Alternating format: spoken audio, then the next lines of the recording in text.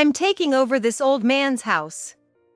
Get out, said my husband, arrogantly claiming my family home for himself and his parents after my father, who we lived with, passed away. Don't you guys get it?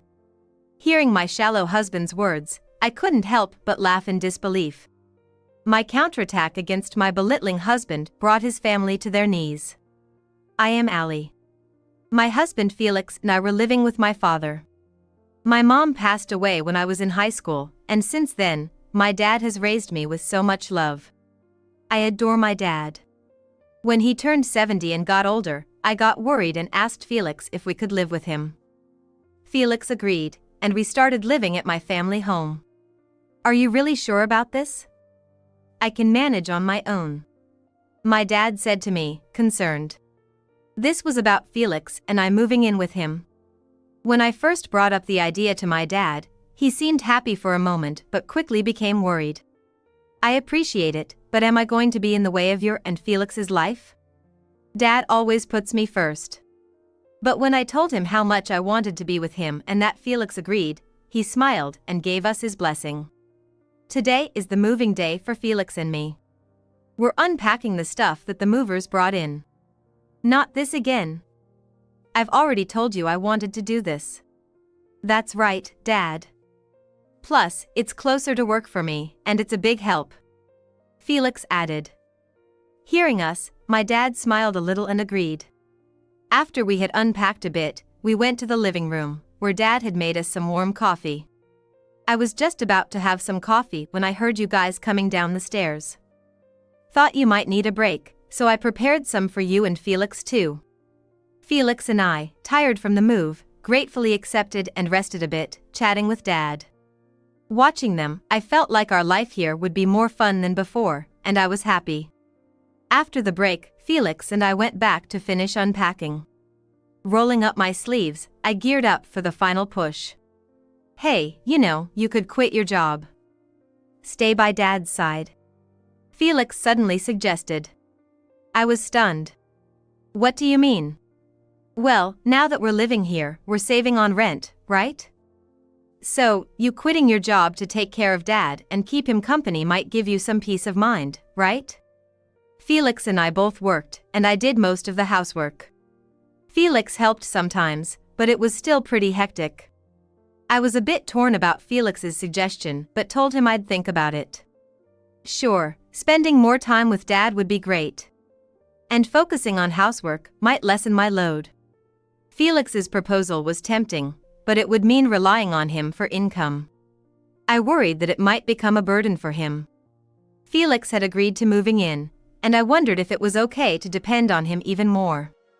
With our living situation changing from today, I decided to keep living as we had been until now. Felix told me not to push myself, but it was my idea to bring up the topic of living together. I thought I couldn't keep relying on Felix. A month has passed since then. Why don't you quit your job for Dad's sake? Felix suggested again. By that time, I was also thinking it might be a good idea. Living together actually reduced my burden, not increased it. The reason was that Dad was doing the housework. When I came home thinking about preparing dinner, Dad had already made it, or he had cleaned up. It seemed like I was increasing Dad's burden instead. Feeling guilty about this, I was considering quitting my job. Yeah, maybe I should. I'm sorry to put the financial burden on you, Felix. What are you talking about? Don't worry about that. So, I decided to quit my job. When I told Dad, he said to keep working since he would do the housework, but when I insisted on wanting to do the housework, he thought about it and agreed. Since then, I've been able to focus on housework, spending more time with Dad, and enjoying fulfilling days. However, things gradually started to change. Welcome home. You must be tired today. Yeah, is dinner ready? Felix started coming home later, and by the time he arrived, Dad was already in bed, so the three of us eating together became less frequent. Today, while watching TV with Dad. Hey, can you be quiet while I'm eating? Oh, sorry. Felix was still the kind Felix when Dad was around, But recently, he's become very cold when it's just the two of us. I thought maybe I was burdening him since I quit my job, so all I could do was apologize. When Felix finished eating and I was about to prepare his usual after-dinner drink, he got up and started to leave the dining room. "Where are you going? Aren't you having your drink?" "Bath," he said curtly and left the room, slamming the door. I sighed, wondering if he was in a bad mood or just tired, as these kinds of days continued. The next day, as usual, I waited for Felix to come home after Dad went to bed, but he didn't return even after midnight. Worried, I called Felix, but he didn't answer. Feeling anxious, I received a text from him. "What?" The coldness was evident even in a text message. I sighed again, relieved that he seemed okay. "Still at work?" "I was worried since you're late." His reply came quickly when I sent that message. "On a business trip." Just 3 words. But it was enough for me to understand he wouldn't be coming home today. I hadn't heard anything about a business trip and wanted to ask him why he didn't tell me beforehand, but I thought bringing it up might just make Felix more upset. "You're on a business trip?" "Got it. When will you be back?" I texted but got no reply. After that, Felix's business trips seemed to increase. And he didn't even tell me when he'd be away or when he'd be back. Dad was worried too, and when he asked Felix if everything was okay, Felix would respond with a bright smile he no longer showed me, saying, "I'm totally fine. Working hard for the family." Seeing this, I thought maybe he was upset with me. I tried to have a talk, but he'd brush it off with, "I'm just busy or too tired, let's talk some other time," and we never really had a proper conversation. Eventually, Felix hardly came home at all. That made me suspicious. Could he be cheating? Then, out of the blue, I got a message from my mother-in-law. "Give me Felix's company address." Just 1 sentence, no greeting. My in-laws hadn't liked me since the beginning of our marriage, often making snide remarks or harassing me, so I gradually distanced myself from them. Felix understood this, so it never affected our relationship, but it also meant we never mended ties with his parents. We remain in a distant relationship. When I got this sudden email from my mother-in-law, I wondered what it meant and replied, "Hello, it's been a while. Why do you need Felix's company address?" She must have been displeased with my response because she called me, clearly angry. "Hello, long time no see." "It's not a long time no see. You're making Felix take care of your father, you've quit your job and aren't doing any housework. How dare you? Because of you, he's staying with us now. He forgot his lunch today, so I was going to take it to his office. And you have the nerve to act like this. I can't believe it. Give me the address right now. And just so you know, Felix will be living with us from now on." I was stunned by her tirade. I found out that the days Felix said he was on a business trip, he was actually going back to his parents' house. I was shocked to hear they had such a story about me. Felix had told me it was okay to quit my job, to stay with Dad, but his true feelings seemed different, and I felt so sad I almost cried. I couldn't say anything back, just gave her Felix's office address and hung up. Trying to calm down, I made some coffee in the living room when Dad came in. I smiled as usual and asked him, "Want some coffee?" He looked at me, smiled, and said, "Sure, I'd like some." As we drank our coffee together, Dad started talking. "Your mom and I used to argue a lot when we were young. Misunderstandings, miscommunications, but we always resolved them by talking and being honest. Maybe couples who can fight and fix their relationship understand each other better and get along more deeply than those who can't." Dad's kind words. I felt like he saw right through me. His words resonated with me, and I decided to have a serious talk with Felix. "You're right, Dad." "Thanks." I smiled and Dad smiled back. Later, I sent Felix an email about the call from his mother and that I wanted to talk. But he replied saying it was too much trouble, and I sighed. Who's really making things difficult? Anger towards Felix started to rise in me. I wanted to reply impulsively, but I knew I had to stay calm, so I took a deep breath. Perhaps that was the trigger, but Felix stopped contributing to our living expenses. He wouldn't answer my calls, and my emails about the finances were ignored. I started feeling my love for Felix fade. Was there any point in staying married? The word divorce began to cross my mind. I couldn't believe how irresponsible and selfish he was. However, not wanting to worry Dad any further, I put thoughts of divorce on hold and started using my savings from before I was married to cover our expenses. I had gotten used to life without Felix, enjoying my days with Dad. But then one day, Dad collapsed. He was rushed to the hospital, and I was told he didn't have long left. I broke down crying, unable to hear what the doctors and nurses were saying. When I went to Dad's room, he was conscious and forced a smile, saying, "Sorry to worry you." I took his hand and said, "You'll be fine. You'll get better," trying to smile, but my eyes were swollen from crying. "What a face you're making," he said, smiling sadly. Seeing him like that almost made me cry again. Knowing that he would need to stay in the hospital, I went home to get some clothes and other things. Alone in the house, I started crying again. It was the home I'd grown up in, filled with too many memories. The thought of being there alone was unbearable. As I cried, my phone rang. Thinking it was the hospital, I checked and saw an email from Felix. "We're living separately now, so handle your own expenses. Why don't you use your dad's pension?" Seeing that, I impulsively threw my phone. That was the moment any feelings for Felix completely vanished. I was shaking with anger and sadness. But then thought it was a waste to even be angry at him. I wondered what Dad would think if he saw me like this. And somehow found the strength to calm down. I washed my face. I finished preparing for the hospital and was about to leave when the mail arrived. Among it was something that seemed like good news to me. I set the document aside and headed back to the hospital. Dad's condition only worsened, and I knew our time together was running short. I spent my time at the hospital laughing and talking with Dad, then crying when I returned home. Eventually, Dad passed away peacefully. I was prepared, but the loss hit me hard. Nevertheless, Dad left me with so much, and his presence in my heart was immense.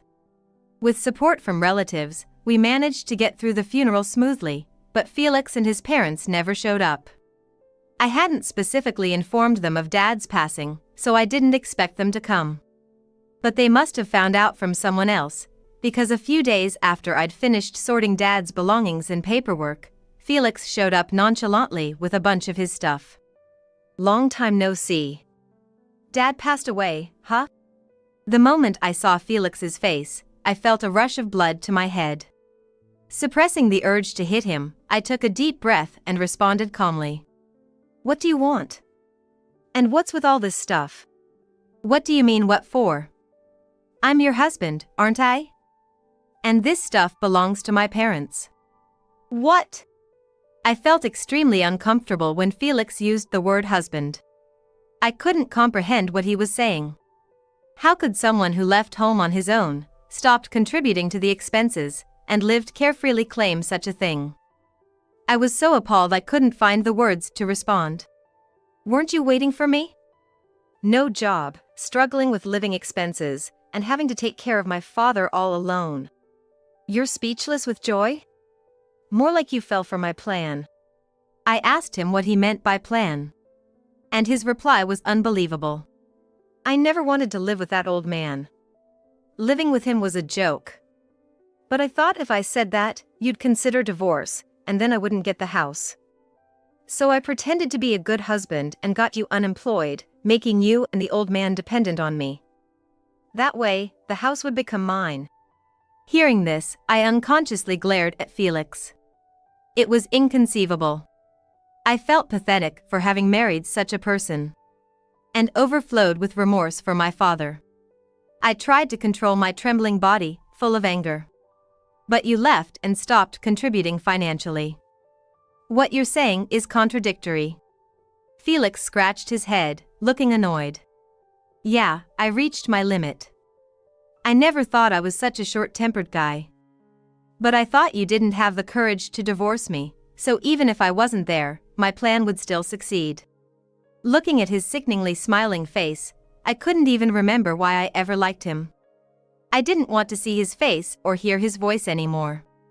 In my eyes, Felix had become utterly repulsive. And so, as planned, I succeeded. This house may be old, but it's spacious and in a good location. It will be valuable if sold. From today, I'm going to live here with my parents.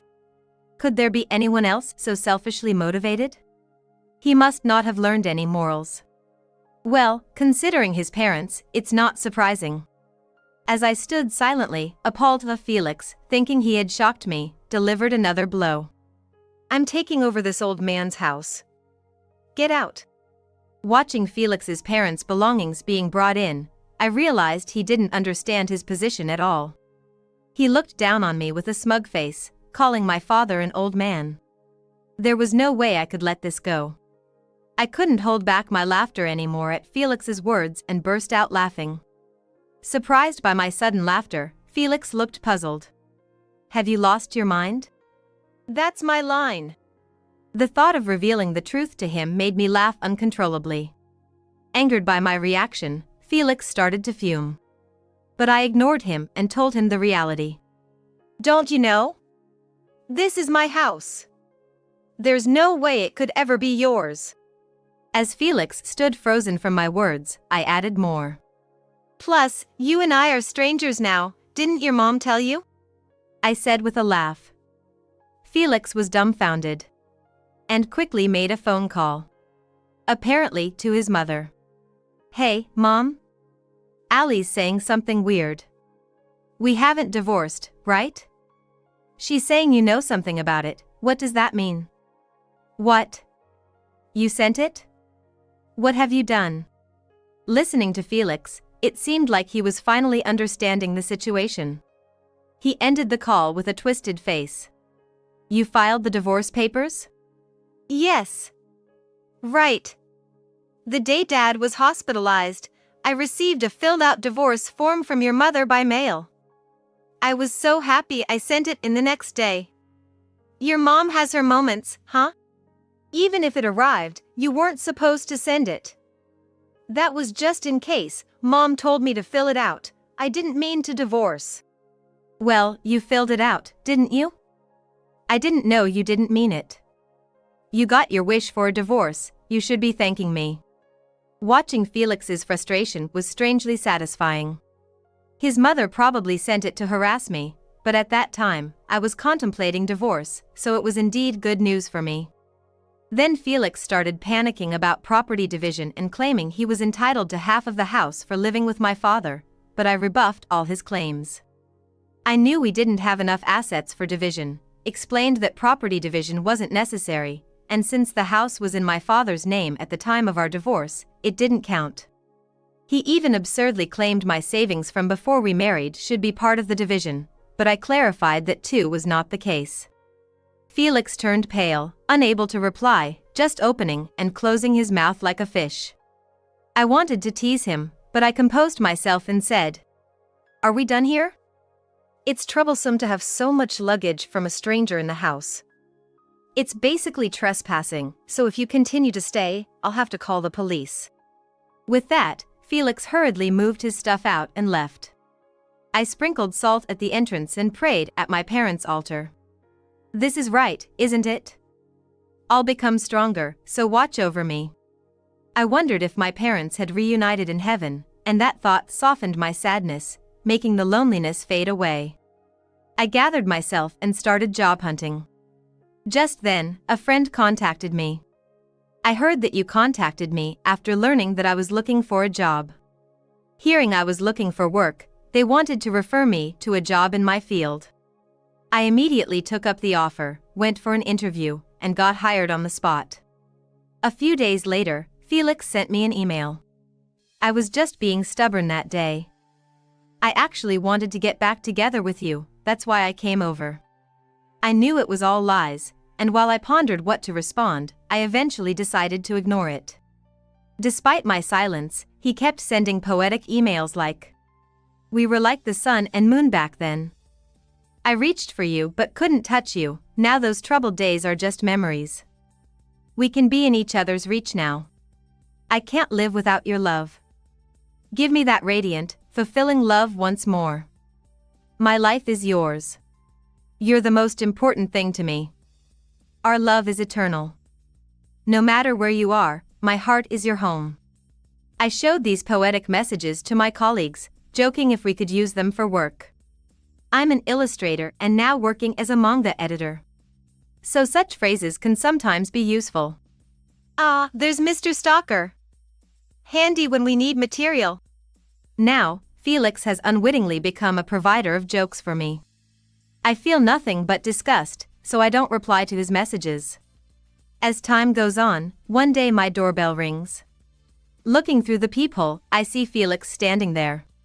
Thinking he has finally shown up, I immediately call the police. "Hey! I know you're in there. I can see your car. Please, just listen to me. I'm in big trouble. We were supposed to move into this house, so my parents put our family home up for sale. Now I have to leave. Please, help me out." Despite hearing his pleas, it's none of my concern. I think, didn't he realize he couldn't take my house when he decided not to retract his claim? It's apparent from the emails he sent that he hasn't given up, but I'm just astounded by his family's naive thinking. Soon, the police arrive and try to persuade Felix, but he resists vehemently and is eventually taken away. Then the onslaught of Romeo emails resumes, and when I continue to ignore them, Felix's parents start contacting me. At first, they call, but when I ignore those two, they resort to emails. "How can you know we are in trouble and not help? What kind of person are you? Contact us immediately. Why don't we have a proper talk? We were once family. Isn't this a bit cold? We sold our house because of you and now we're living in an old apartment. Why won't you vacate the house? You must have received inheritance from your father, right? That's why you aren't struggling. We quit our jobs. You need to take responsibility." This is what they mean by blood cannot be denied. Do they think whatever they decide will just happen? I'm filled with anger at these extremely unpleasant emails. How much more can they look down on people? I thought about leaving it be but decided to block Felix and his parents' contacts. I considered changing my contact details, but I didn't feel like spending money because of these people. I was determined to ignore them, but I reached my limit. I thought blocking them would bring back my peaceful life, but I was naive to think so. Later, Felix's family showed up at my house again. Knowing they know where I live, I expected such incidents. However, I cannot bear the thought of leaving this house filled with memories. "Come out now. You know we're in trouble. Fix your mood now. I'm saying I'll get back together with you. Ignoring people in trouble is inhumane." The doorbell kept ringing. The front door was continuously knocked. I mercilessly called the police, but then the noise suddenly stopped. Curious, I looked through the peephole and saw a familiar-looking man arguing with Felix's family. "You're being a nuisance. Go home." The ex-family, taken aback, responded. What? What? Who are you? Could you be the person she's having an affair with?" The man, faced with such retorts from Felix's ex-family, looked at them with disdain. "That kind of thinking is why no one takes you seriously. Do you even see what's around you? This is a residential area. Look, you're causing such a disturbance that people are gathering. Seriously, you're too loud." From my peephole, I could indeed see neighbors starting to gather. I sighed, embarrassed by the spectacle. The ex-family, realizing the situation, began to panic and fumble. Soon, the police arrived. Some of them had been here before, saying to Felix, "You again?" Hearing this, his ex-family's faces turned beet red. "How much trouble are you going to cause?" "Shame on you," the man said before leaving. I silently thanked him in my heart and breathed a sigh of relief. Afterward, as the onlookers watched, the X family was taken away by the police and the crowd dispersed. A few hours later, my doorbell rang again. Peeking through, I saw the same man who had argued with Felix's X family. I hesitated but eventually opened the door cautiously, and the man smiled at me. "Long time no see. You should have told me you were back." I recognized him but couldn't recall who he was until he helped me out. "You don't remember? It's been over 10 years. It's me, Taylor." Hearing his name, I finally remembered. He was my childhood friend, Taylor. "Oh my goodness, Taylor. Now that you mention it, you do look familiar." Taylor used to live next door but moved to a school specializing in sports when we were in elementary school, and we hadn't seen each other since. "Remembered, huh? I've moved back home too. So we're neighbors again. That's amazing. Just like old time. And thanks for earlier. You really helped me out." I thanked him again, and Taylor laughed it off. "Don't mention it," he said, and I couldn't help but laugh too. We caught up, and I ended up telling him about the recent events. Taylor offered his support, saying he'd always be there to help. I felt reassured to have such a strong ally. Taylor even visited my late father at his funeral, remembering him from our childhood. I was touched to have someone who shared even a bit of my memories. Later, I received a letter from a lawyer in my mailbox. Confused, I opened it to find a proof of content. It claimed I had committed adultery during my marriage and demanded compensation. "What's this?" I wondered, then noticed an email on my phone. The email, from an unknown address with the subject regarding proof of content, read like a threat. "Felix has filed a lawsuit against you for infidelity during your marriage. If you admit and comply, we won't make it a bigger issue. This will also be notified to your workplace. Considering your future, it's better to pay immediately." I knew no lawyer would send such a thing. It was clearly the work of Felix's ex-family. The proof of content itself looked dubious, so I decided to take it to a lawyer's office for consultation. When I had a real lawyer examine the documents, they turned out to be complete forgeries. Even the lawyer's name listed wasn't registered anywhere, it was fake. I figured as much and considered ignoring the proof of content, but I decided to play along a bit in an email. "I have reviewed the proof of content, but I can't think of anything relevant. If you're accusing me of infidelity, please present some evidence. There's no physical evidence since you seem to have erased it all. However, the emotional damage Felix has suffered is significant, and that's what the compensation is for."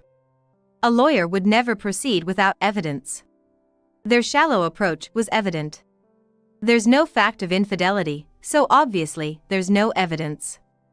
Are you really acting as a lawyer on such baseless claims? Felix's determination swayed me. I wanted to help. Show some sincerity, and we won't make a big deal out of it. Quite an emotional lawyer, aren't you? Just so you know, impersonating a lawyer is illegal and can lead to imprisonment or fines. You are a real lawyer, right? After this exchange, their responses stopped. Curious about their next move, another email arrived. "Of course, I'm real, but I've been moved by your sincerity. I'm considering dropping the lawsuit." No need to drop it. I'm not passionate but rather completely indifferent.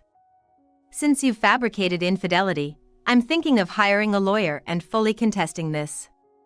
I'm looking forward to meeting this passionate lawyer in court. After that, there was no further contact. However, Felix's ex-family then came charging at my door in the middle of the night, shouting, "We were wrong. Please don't sue us." I woke up furious and looked at the clock. It was past 1 a.m. I reached the limit of my anger, partly due to the irritation caused by sleepiness. "Be quiet. Enough. Don't ever bother me again," I yelled as I opened the door. Shocking Felix's ex-family who had never seen this side of me. Toxic family. "If you try to bother me again, I won't let it go," I said, holding my father's wooden sword. Seeing it, Felix's ex-family turned pale, with Felix's mother starting to cry and Felix muttering an apology. "Instead of apologizing, just disappear. Never show your face again," I yelled even more furiously, causing my mother-in-law's eyes to turn red as if she was about to cry. Then I saw a police car approaching, likely called by neighbors due to the late-night disturbance. The ex-family was quickly taken away by the police. "That person tried to hit us with a wooden sword," Felix's mother accused as she was led away. I explained to the police I thought they were intruders, banging on the door at this hour. I kept the wooden sword for self-defense. They seemed convinced. Unbeknownst to me, Taylor had been nearby, witnessing their frequent assaults and testified on my behalf. The police, deeming their behavior malicious, took them away without question. Finally, peace was restored. The next day, at Taylor's suggestion, I filed a victim report. Given the repeated police incidents, it was smoothly processed. Taylor said he had heard my shouting and was about to come over the previous night, joking that I sounded really scary. Later, Felix's ex-family was issued a restraining order and stopped bothering me. Additionally, someone had filmed the commotion and posted it online, leading to whispers in the neighborhood. Unable to move due to lack of funds, they were stuck in an awkward situation, probably living off the ex-parents' pensions. As for me, Taylor and I grew closer, and a few months after reuniting, he confessed, and we started dating. Being with him, who always makes me laugh and is so kind, makes me incredibly happy. I feel grateful every day, thinking this must be a connection my father gave me. With graduation just half a year away and a job already secured, do we really need that woman anymore? No need, but at least until we inherit, she's of some use. I wish I could dispose of the trash sooner, though. It seems Andrew was also there.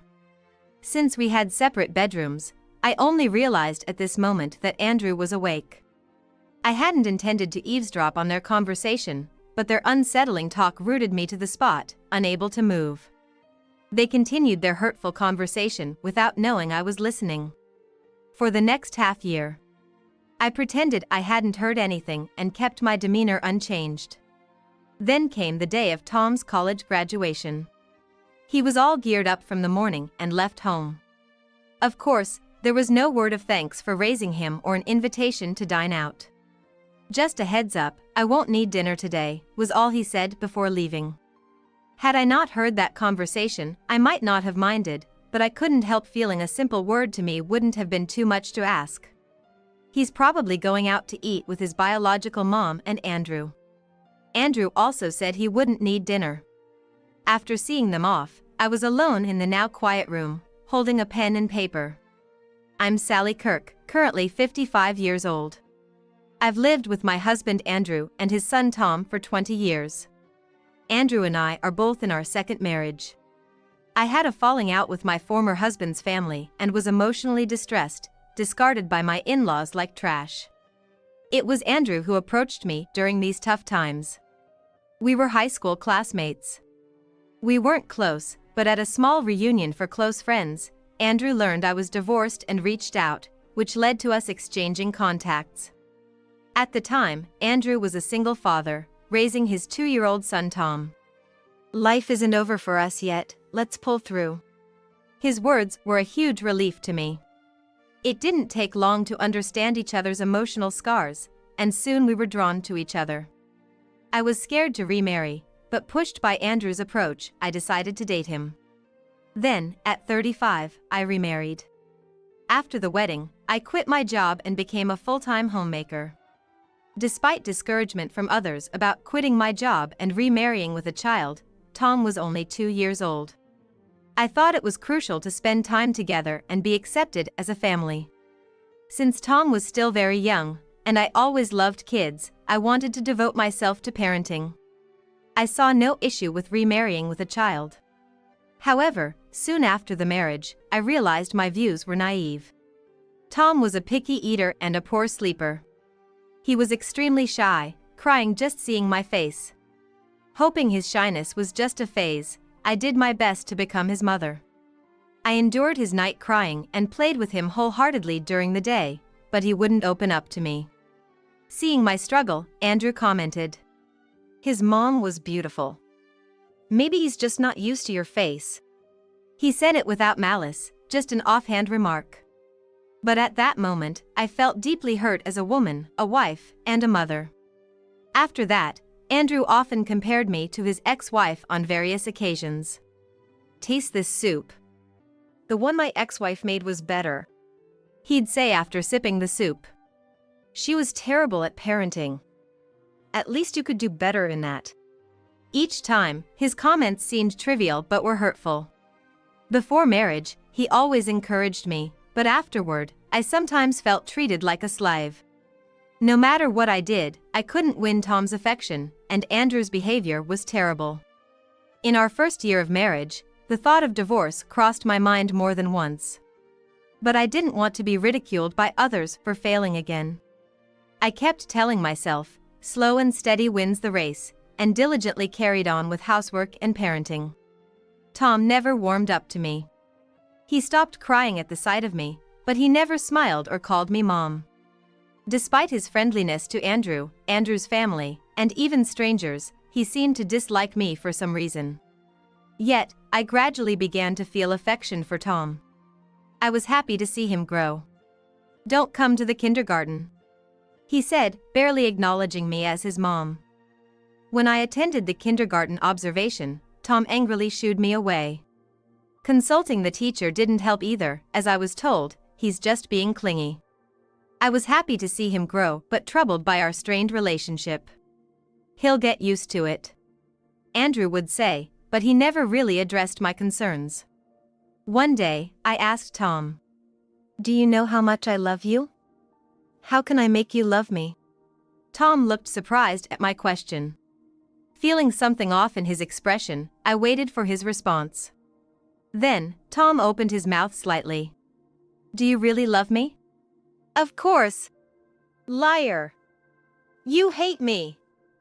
Dad said so." Tom's words shocked me. Andrew had said that? What did he mean? "What do you mean? Dad said I hate you?" "Yeah. I'm not fooled. You're a fake mom. It's your fault my real mom is gone." Tom left the room after saying that. I was devastated. I had nothing to do with his mother's departure. Yet Andrew blamed everything on me. Tom's refusal to open up to me, calling me a fake mom, was all Andrew's doing. That night, I confronted Andrew. "Tom called me a fake mom. He wouldn't know to say that unless you told him." But Andrew just brazenly replied, "I did say that, but it's not wrong, is it? Don't blame me for not being liked." I was so frustrated that I couldn't say anything back. I still didn't understand why Andrew would say such things. As time went on, my relationship with Tom didn't improve, and I found myself drifting further away from Andrew. But children grow up fast. And soon it was time to prepare for Tom's entry into elementary school. "This backpack should be fine, right?" Andrew pointed to an expensive backpack. I was taken aback by the price. "It looks nice, but isn't it a bit pricey? Why don't you ask your parents to buy it as a gift?" "What?" I was puzzled by Andrew's suggestion. "Your family is wealthy, they can afford a gift for their grandson's school entry." Andrew said this without noticing my stunned reaction. Indeed, my family was well off, owning real estate, and my grandfather even made it onto a rich list once. It wasn't surprising that Andrew, who went to the same high school as me, knew this before we married. It's common to hear of grandparents buying backpacks for their grandchildren's school entry. However, there's no blood relation between Tom and me. And since he didn't even like me, I never took him to my parents' place. Even when I suggested visiting them for New Year's greetings, Andrew refused, saying, "Tom and I don't need to go. We're not blood related to your parents. You go alone if you want." So, how could I ask them to buy an expensive backpack? My parents had no attachment to Tom. That's going to be difficult. I replied with a wry smile, rejecting Andrew's suggestion. But Andrew got upset. Why not? Just ask them. If they say no, then I'll consider my options regarding our relationship. I was annoyed by his attitude. What did he mean by considering his options? I held back from saying anything. Of course, I couldn't ask such a favor of my parents. I secretly planned to buy the backpack with my own savings and pretend it was from them. Surprisingly, my parents offered to buy the backpack themselves. In our hometown, it's customary for maternal grandparents to give such gifts. I thought it might be overstepping if Tom's biological mom or Andrew's family were planning to give one, but isn't Tom's mom you, Sally? Those words from my mother warmed my heart. There were people who recognized me as Tom's mother.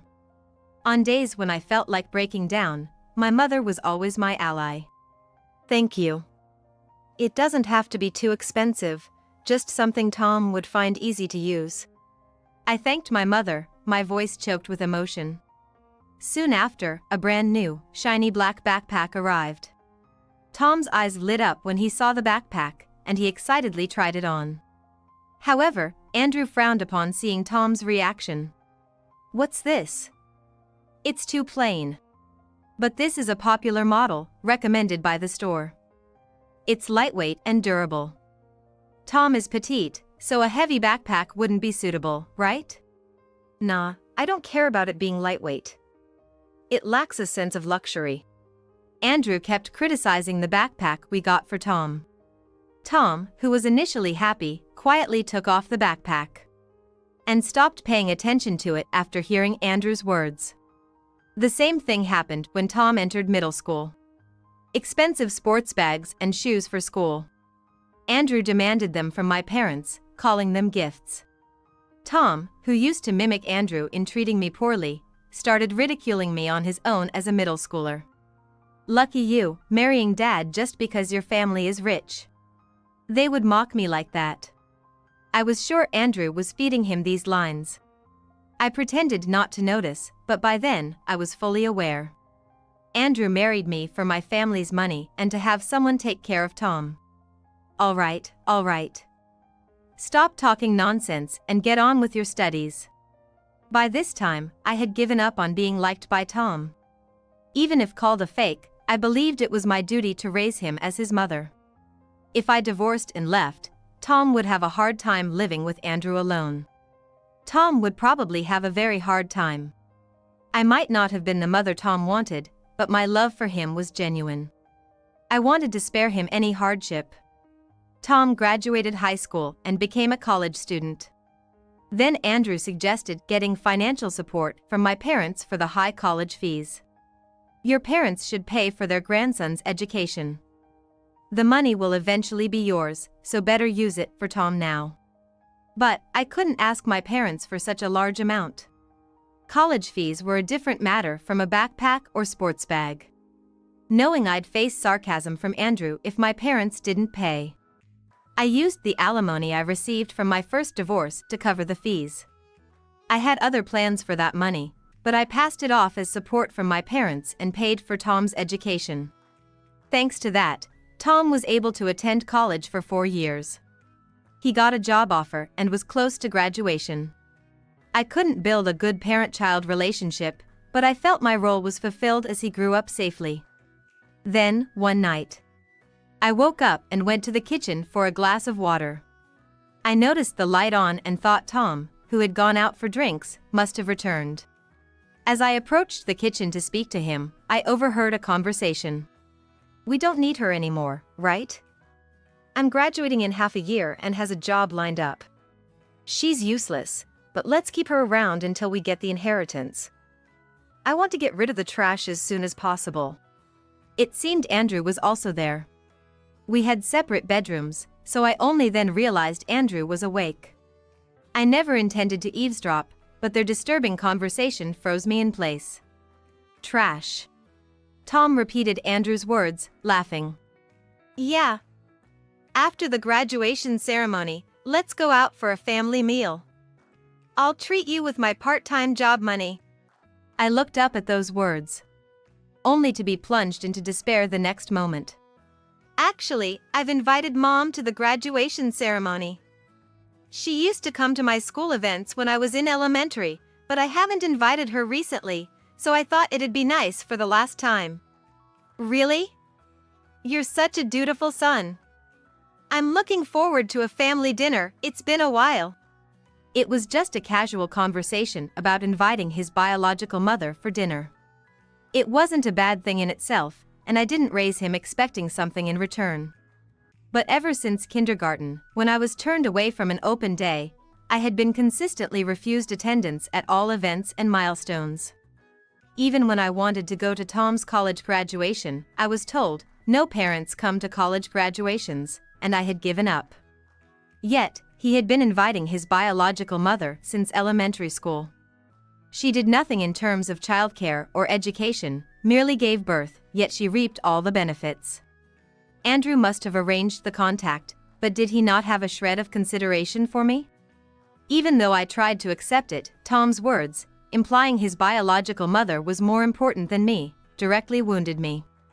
Well, I'm not ungrateful to Sally, but she's not family. I wondered how to raise you when we divorced, but luckily found a good housekeeper. Yeah, the cleaning and laundry were fine, but I wish the food was better. I couldn't eat the lunches, always wondering who to sell them to. You made good money selling them, didn't you?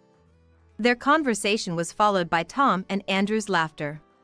I stood there, dumbfounded, hearing it. It was a shocking revelation. I had been making lunch every day since middle school, and he was selling it off. It was disrespectful to the recipients and a slap in the face to my efforts for Tom. I forced my frozen legs to move and quietly left the scene. I couldn't bear to hear their mocking laughter any longer. It felt like it would break my heart. 20 years of marriage. I raised Tom since he was 2. But I was never acknowledged as part of the family. I crawled into bed and cried. Then, I made a decision I had kept secret in my heart. For the next 6 months, I acted as if I hadn't heard anything and kept my behavior unchanged. Then came Tom's college graduation. He left early in the morning, all geared up. Of course, there was no word of thanks for raising him or an invitation to dine out. Just a heads up, I won't need dinner today, was all he said before leaving.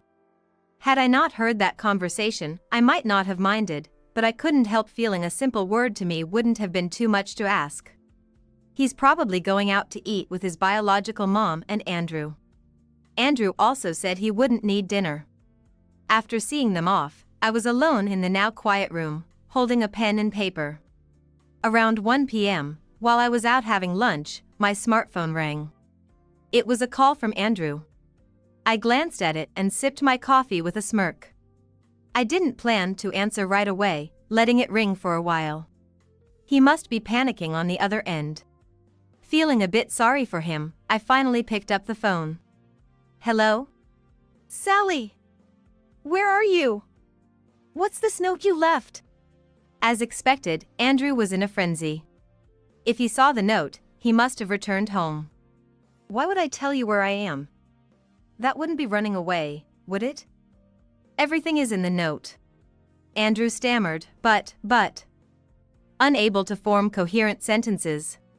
Since the conversation was going nowhere, I sighed deeply. That's the situation. Please file the divorce papers I left. Upon hearing those words, Andrew finally seemed to snap to attention, his voice regaining some vigor. I had left the divorce papers along with the note. I won't accept a divorce. What about the unpaid tuition fees? His words made me smile again. Apparently, the unpaid tuition fees were more concerning to him than the divorce. Oh? Aren't you supposed to be working? How do you know about that?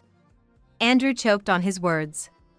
He attended Tom's graduation with Tom's biological mother. He must have found out about the unpaid fees at that time.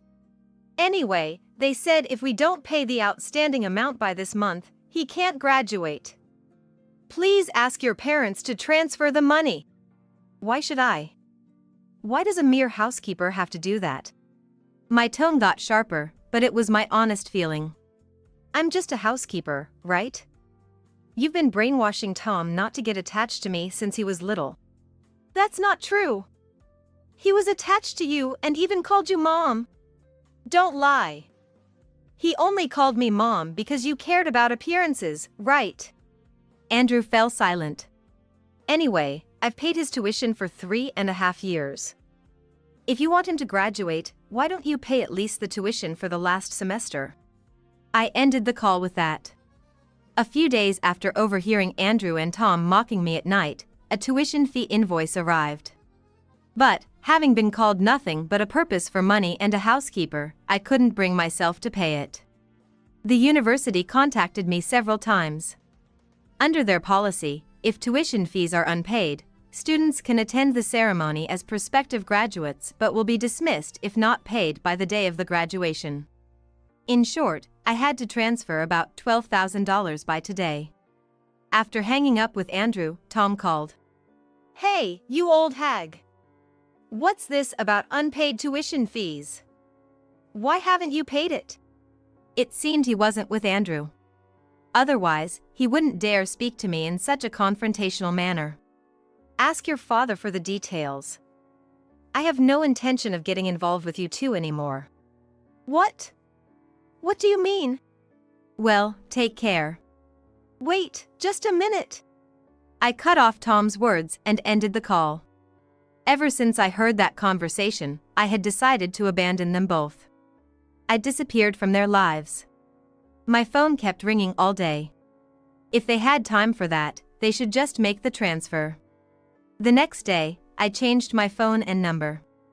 3 months later, while at the town hall for some errands, I realized the divorce papers hadn't been submitted.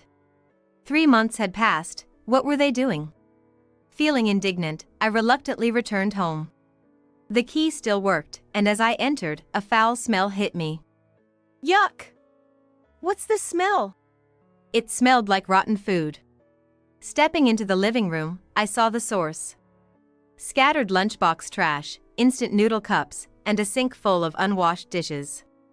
There were dirty socks and a pile of laundry, unwashed or not, I couldn't tell. In just 3 months, the house had turned into a garbage dump. But as one would expect, a house where 2 men who never did housework lived. It couldn't be clean. Still, I had hoped they would at least keep it somewhat tidy. Sally! You came back! Just then, I heard someone call my name. I shuddered. Turning around, I saw Andrew, unshaven. Work? I asked. Well, about that, I got fired. Fired? I took money from the company's safe to pay for Tom's tuition, and they found out. His words stunned me. Embezzlement? For just $12,000? Embezzlement is an exaggeration. I was fired, but the company said they'd let it go if I paid it back, and Tom doesn't need tuition anymore. So stop being stubborn and come back now. Are you an idiot? I yelled at him. I knew he was foolish, but this was beyond belief. I already left a note saying I'm cutting ties with you too, didn't I? But now that it's come to this, I can't live without you. It's all because you and your parents didn't pay for the tuition, right? I sighed deeply at Andrew's brazen attitude. Please, come back. I love you. Andrew begged, almost in tears. He had never said those words during our marriage. Now, such false words of love meant nothing. You've always been dependent on others. Why don't you try to figure something out on your own for once? I half smiled as I said this. A dirty room with a dirty man. A rustling sound caught my attention, and as I looked, a cockroach emerged from an abandoned cup noodle container. This house will surely drive Tom away too. At this rate, your only family will be cockroaches. I said, laughing. Andrew had no response and just hung his head. Afterward, the divorce papers were successfully submitted. 3 years in a new place. Just as I had finally found days filled with happiness, I received a piece of tragic news. It was news that my mother had passed away. On the day of the funeral, two shadows approached me as I sat. I slowly looked up. It's been a while. You look healthier than I thought. It was Andrew and Tom. We had many mutual acquaintances. Someone must have told them about my mother's death. Tom, who had always taken so much from my mother without saying thanks. But now he came to say goodbye. I was slightly glad and said, "You came." "Of course. You're an only child, right? So you'll inherit the money, and eventually, as your son, I'll inherit it too, right? I have to thank Grandma." "What?" I frowned, disgusted by Tom's outrageous statement. "What are you talking about? You have no right to inheritance. But even if we divorced, Tom is still our son, right?" Andrew smirked as he said this. Realizing they came for this reason infuriated me. "Leave. If that's how you feel, don't bother paying your respects." My voice was louder than expected, drawing attention from those around us. Andrew and Tom remained unfazed by my outburst. But then, someone arrived who could change the situation.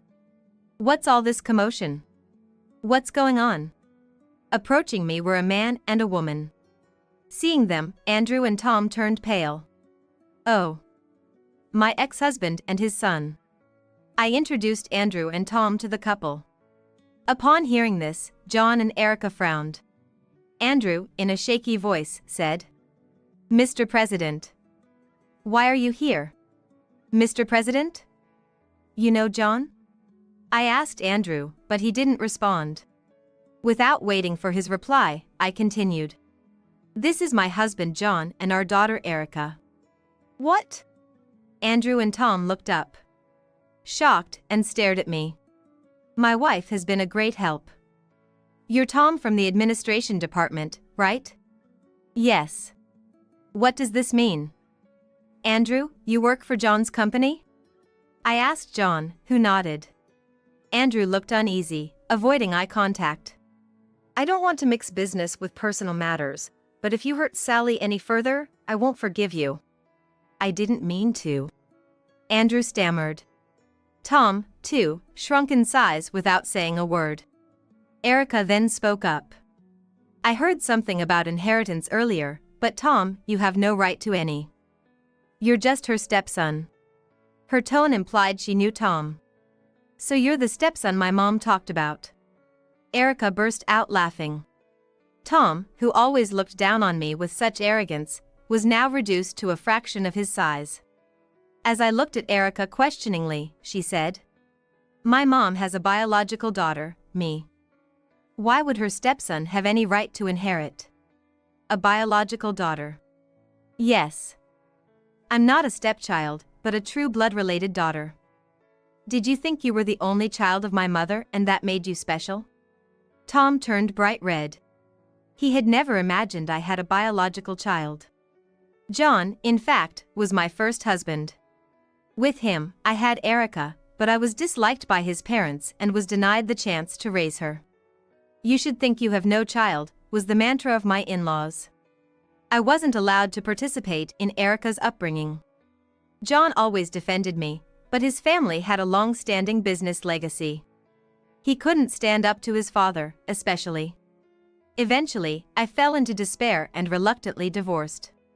Afterward, I heard that Erica was lovingly raised by John.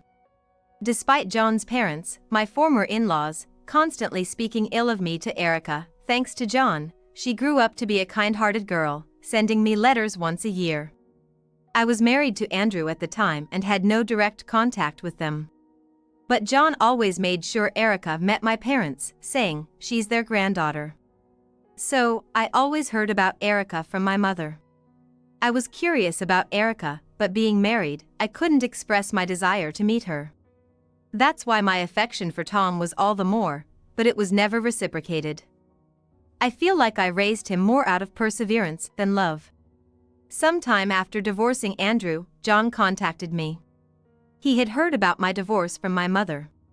Even after our divorce, John had never remarried and still had feelings for me.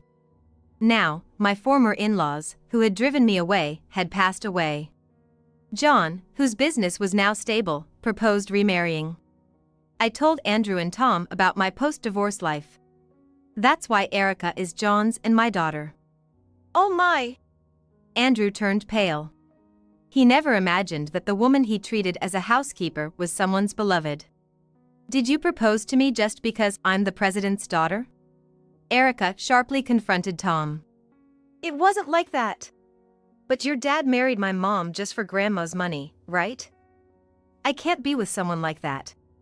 Tom slumped in despair, secretly wiping away tears. I didn't know where they met, but apparently, Tom had proposed to Erica. If Tom hadn't been influenced by Andrew, the relationship between my biological child and the child I raised could have been a happy one. Unfortunately, Tom had become just like Andrew. Indeed, being with someone like Tom would be difficult. I nodded involuntarily. It was my mistake in raising him. I'm sorry, Erica. You deserve someone better. Tom, please step back from Erica and the money. Tom glared at me for a moment after being rejected publicly, but he couldn't retort. He was a victim of Andrew too, but now an adult. He won't find happiness unless he recognizes his and his father's faults. That's how it is, so please leave. This place is not meant for those who aren't family. John said that and then kicked both of them out. John said this, effectively throwing back the not family phrase that Andrew and Tom had once used against me. Andrew continued to work uncomfortably at John's company. He probably hated working at my husband's company, but given his age and the reason for his previous job termination, it's unlikely he'd find another job if he left. Why did you hire him? Did you know about Andrew? When I asked, John just smiled. Of course, I knew. Keeping him under me at work meant he couldn't harass you, right? John's words warmed my heart. I never thought he did it for me. Then, there was more surprising news. It seems like Tom has cut ties with his father. He's probably reflecting on his past actions and how he treated you. Apparently, Tom had moved out to live on his own. Rejected by Erica, his love interest, and realizing that the inheritance he expected wouldn't come, he must have understood that he needed to work hard to find happiness. I felt a sense of malice towards Andrew, but I didn't wish unhappiness for Tom. Hoping he grows and finds happiness, even through struggles, is proof that I was once his mother. Now, I live with John and Erica.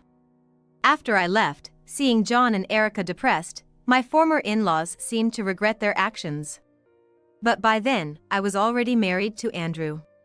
There was nothing he could do. I thought you were happy. John said. There were happy times. I smiled. But surely, the happiest times of my life are yet to come. Erica is about to get married. I hope to live as long as possible and grow as much as possible so that I can laugh at all the hardships I have endured. I'm going to have some fun because it's my last day as a bachelor. Oh, Ted. Poor Catherine, it's the day before wedding. The night before the wedding, I saw Ted having an affair with Amy at home. Amy used to be so close to me that I could call her my best friend, but now I know that she has no such feelings for me. This act between the two of us was unforgivable, as I had always wanted to get married and I thought I would finally be able to do so. Deciding that I would never forgive them, I took action to make them both go to hell. My name is Catherine Anderson. I am 32 years old and work as a clerk at a privately owned restaurant. I have a good relationship with my coworkers and sometimes work as a customer service representative. He also enjoys a good meal, and his personal life is full of hobbies and interests.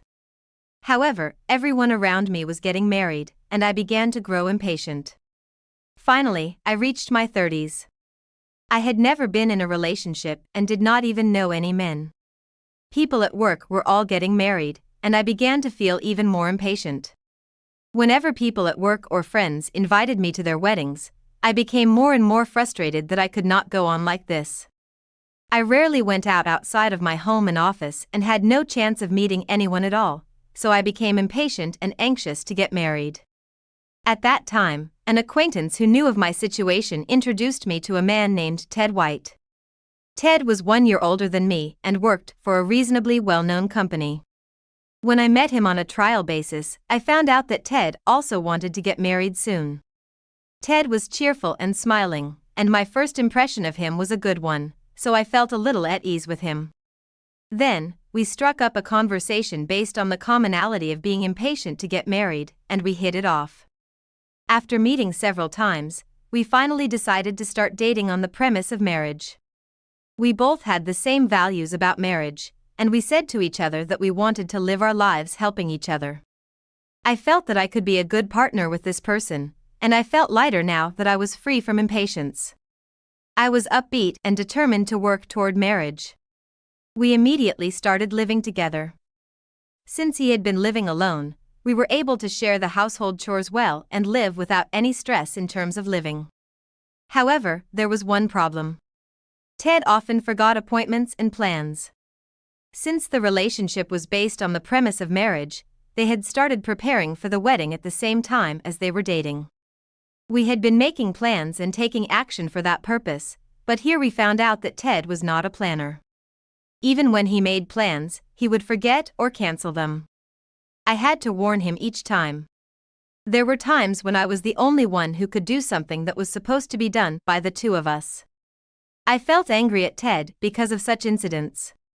Still, I continued dating, in large part because I was in a hurry to get married if I broke up with Ted. Ted was also remorseful that things were bad enough as they were, so I felt I wasn't good enough to break up with him. Come on! Didn't I tell you properly? How many times do I have to tell you? I'm always sorry. Thank you for reminding me. Ted was also sorry and seemed to want to fix it somehow. He had also heard from his in-laws that even this was better than before. My in-laws are good people who care about me in any way, so I was sure that Ted would change. All I had to do was to be firm, and Ted was sorry for what he had done. Of course, there were many times when I felt disgusted with Ted, who did not improve easily. However, every time I paid attention to Ted, he would thank me, and I felt as if he was relying on me, and a part of me was happy about that. So each time I did this, I tried to be firm and felt that I wanted to help Ted. I knew I was being naive, but the thought of leaving Ted never occurred to me. However, with 3 months to go before the wedding, Ted began working late on more and more days. He was also away from home on his days off and began to leave most of the wedding preparations to me. When he works overtime too often and comes home in the middle of the night more often, he is indeed suspicious. Until now, even when both of us were working, we were able to have dinner together and spend time together in a relaxed manner, but recently I haven't been able to have a proper conversation with Ted. The wedding is coming up soon, and I am worried about how long this kind of life will continue. So when Ted came home from work, he must have been tired, but I asked him, "You've been working overtime lately, what on earth is going on?" "I'm preparing for a wedding, and I can't do it without you." It's a wedding, after all. I wanted him to make time for me because I wanted to prepare for the wedding together if possible. But Ted says he just can't do it. I'm trying to get a big chunk of time off in advance for the wedding and honeymoon. I'm in a position that requires a lot of work, and it's hard. I thought it was inevitable then, but when I checked Ted's pay stub later that day, there was almost no overtime pay. And although the hours he was working overtime were listed, they were no more than 10 hours. Ted comes home almost every day around the time the date changes. He also went out on holidays when he had to work. Yet, the overtime pay and overtime hours are low, which is strange.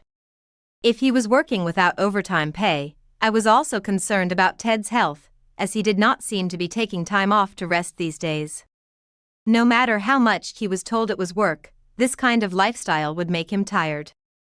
However, when I asked him about the overtime pay out of concern, Ted turned the tables on me. Shut up! Even if you're busy, there are times when you don't get paid overtime. You wouldn't know that in a small workplace like the one you work in. Ted said this was normal for a company larger than my workplace. But since I had seldom worked overtime in the past, I was not convinced that the difference in workplaces was the reason. Ted was irritated from fatigue, but I still questioned him. But isn't this indeed too much work? Isn't it strange for a company to not pay overtime? The term rogue company is something we hear all the time. If it were someone else's business, I would only think it sounded like a lot of work, but if Ted's company was like that, I was worried. I was worried if Ted's company was like that, too, and Ted blamed me. You get paid less than I do, and it's a privately owned store, so you probably have an easy job. It's not like the company I work for. To my surprise, he made fun of my job and the fact that I was paid less than him. He told me not to talk back to him, even though he didn't know me, and he stormed out of the house, slamming the door behind him with such force that I felt sad. I was saddened by such Ted. I thought we were living on equal terms, so I was shocked that he made fun of my work. Still, I thought that his outburst was due to the fact that I was too busy to spare time for him, so I decided to leave it alone. Then one day, I happened to notice a series of notifications beeping from Ted's phone. Ted was not there by chance at this time, and I was curious, so I looked at the message on the lock screen and saw that it was from a woman. She said she was busy with work, so I thought it was work-related, but the content seemed to be friendly. The message did not use honorific or polite language, and the content of the message was like that of two lovers, saying that they had a good time going out together. Since I did not know the password, I could not check the details, but the contents sent by the other party were displayed. Looking at the contents, it seemed that Ted and this woman were meeting for something unrelated to work, and my suspicion that they were having an affair grew. Moreover, the other woman's name was someone I knew. It was Amy Kirkshaw, whom I used to consider a close friend. Amy and I were good friends when we were students, and even though we didn't see each other as much after that, we kept in touch. When I told her I was getting married, she wanted to know who I was getting married to, so I introduced her to Ted. After 6 months of dating Ted, I had gone out to dinner with him to also introduce him to Ted. However, at that time, there was no pretense that she was targeting Ted, only that she was interested in him because he was the man I was going to marry. So you're finally getting married. You used to be so shy that you couldn't even talk to boys. I'm so glad you met the right one. Amy was talking to Ted in a high-pitched, flirtatious voice while speaking about my school days.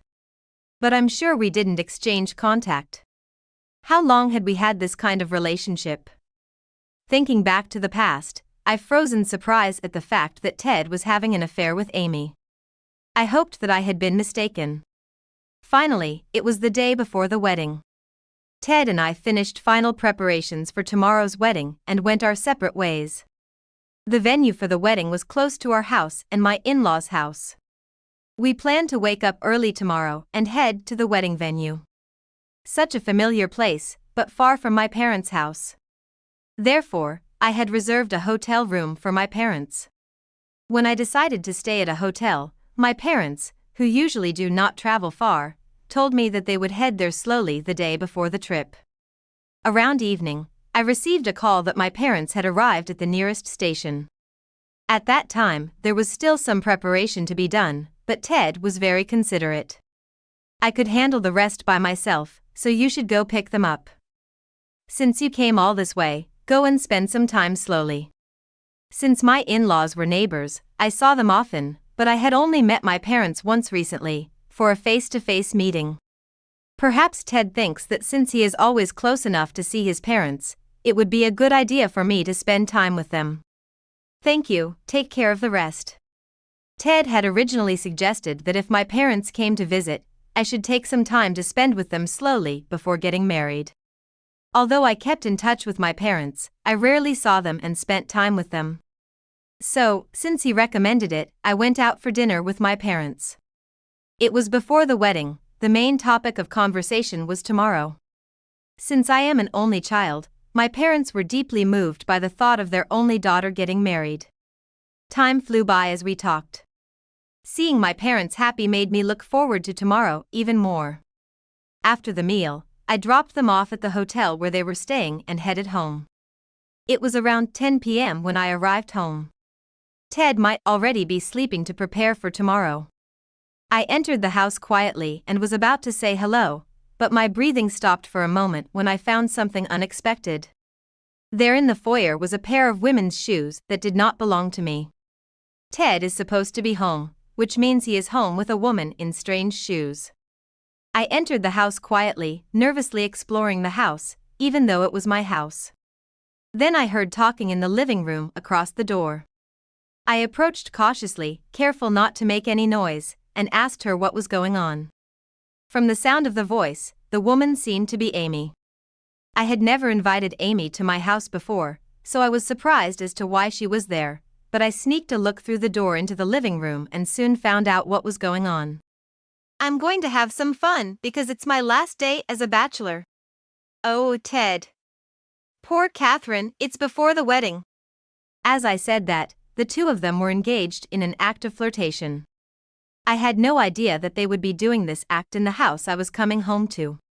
Puzzled and surprised, I froze for a moment. But I quickly regained my composure, turned on my phone and opened the contact app without them noticing. I had created a group so that my in-laws, my parents, me and Ted could communicate with each other, so I put a call in there asking them to watch quietly from now on and put it on video call. Ted would not notice the video call because he was on silent mode and did not have his phone in a position where he could see it. The video call then relayed the scene of their affair to my parents and others. When I had taken enough to know it was evidence of cheating, I stopped the call and secured the door to the living room so that the two of them could not leave the house immediately. I then quietly walked out the front door and took one deep breath to calm myself. I was so shocked to have seen the scene of the affair, and so braced to make sure the two of them didn't find out, that I took a slow breath to soothe my noisy heart. Then, outside the house, I called my parents and in-laws again. I'm sorry it's so late, but the video you just saw was taking place at my house. Can you come over to my house right away? I further explained the situation over the phone and asked them to come over, and they informed me that they were on their way. And when they came, my parents and in-laws looked nervous and grim-faced. I thought they would notice that the door would not open until my parents arrived, but they did not. I wondered if they thought it would matter if they noticed me. With these imaginings, I reflected on the memories of my time with them and slowly began to feel angry. I knew that I was going home, too, and that they were cheating on me at home, which I could only assume made me look like a fool. Therefore, when my parents arrived, I had already decided that I would not tolerate anything they said. Then we looked each other in the eye and entered the house with full of disbelief towards Ted.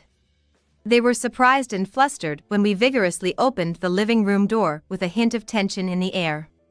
Why are you here? What? The two of them were dressed but in disarray, and their room was in such a state that we could tell what they had been doing here. I could see the in-laws' brows wrinkling at the unspeakable state of the two of them. Ted did not expect his parents to come, and he spoke to them impatiently and as if nothing was wrong. What's up with you guys all together at this hour? He smiled awkwardly. He is in such a state, but does he think he can fool me? Before I could retort to Ted, my in-laws got angry first. What's wrong with you? Do you have any idea what you were doing? The wedding is tomorrow, what the hell are you doing? The in-laws were quite worried about him, wondering if he would be able to marry properly. They said that everyone he had ever dated had broken up with him because they were tired of Ted's messy planning. Therefore, they were very happy that he decided to marry me.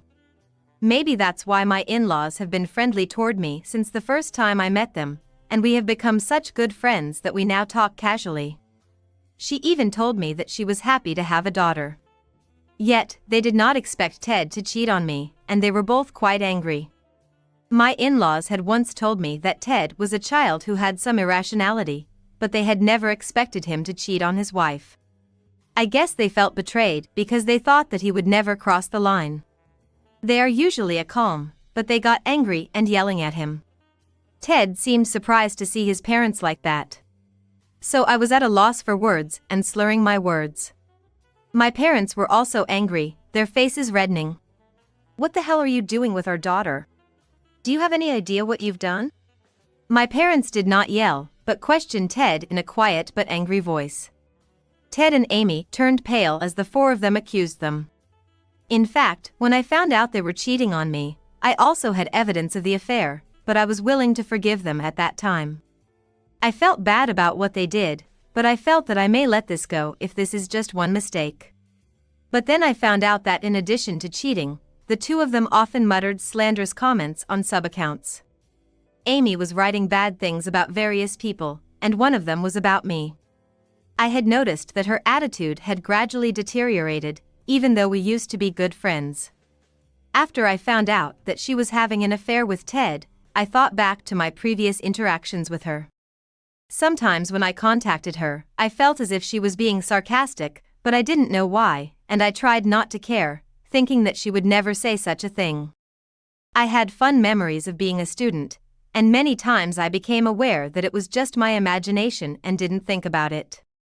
So when I saw the bad words about me in Amy's backstory, I was more convinced of her attitude up to now than shocked. Unlike me, Amy got a job at a well-known company. However, apparently she could not make the kind of living she expected. When talking with me, she would laugh and tell me that it was a big company and that the work was hard but the pay was good. She seemed to be distracting herself from her sorrow by bragging to me in this way. But I was employed at a small store and paid less than Amy. Yet, seeing me enjoying myself every day, he became dissatisfied, and as a result, he seemed to become sarcastic toward me. Still, since we were both single, I guess we were both relieved. At that time, when I introduced Ted as my marriage partner, he seemed to become even more hostile toward me. In the backgrounder, he humiliated me a lot and complained about me getting married. Knowing such a state of mind of Amy, I do not want to contact her anymore. So, before I introduced Ted to her, I had sent her an invitation to the wedding, but I was thinking of gradually distancing myself from her from now on. Ted, on the other hand, was posting bad things about people in the backstage, and was also expressing his sorrow here. The content was not as malicious as Amy's, but it was disgusting. He wrote that I was a little wife who would do as she wished. Seeing this, I became angry at Ted, who had been making fun of me inwardly.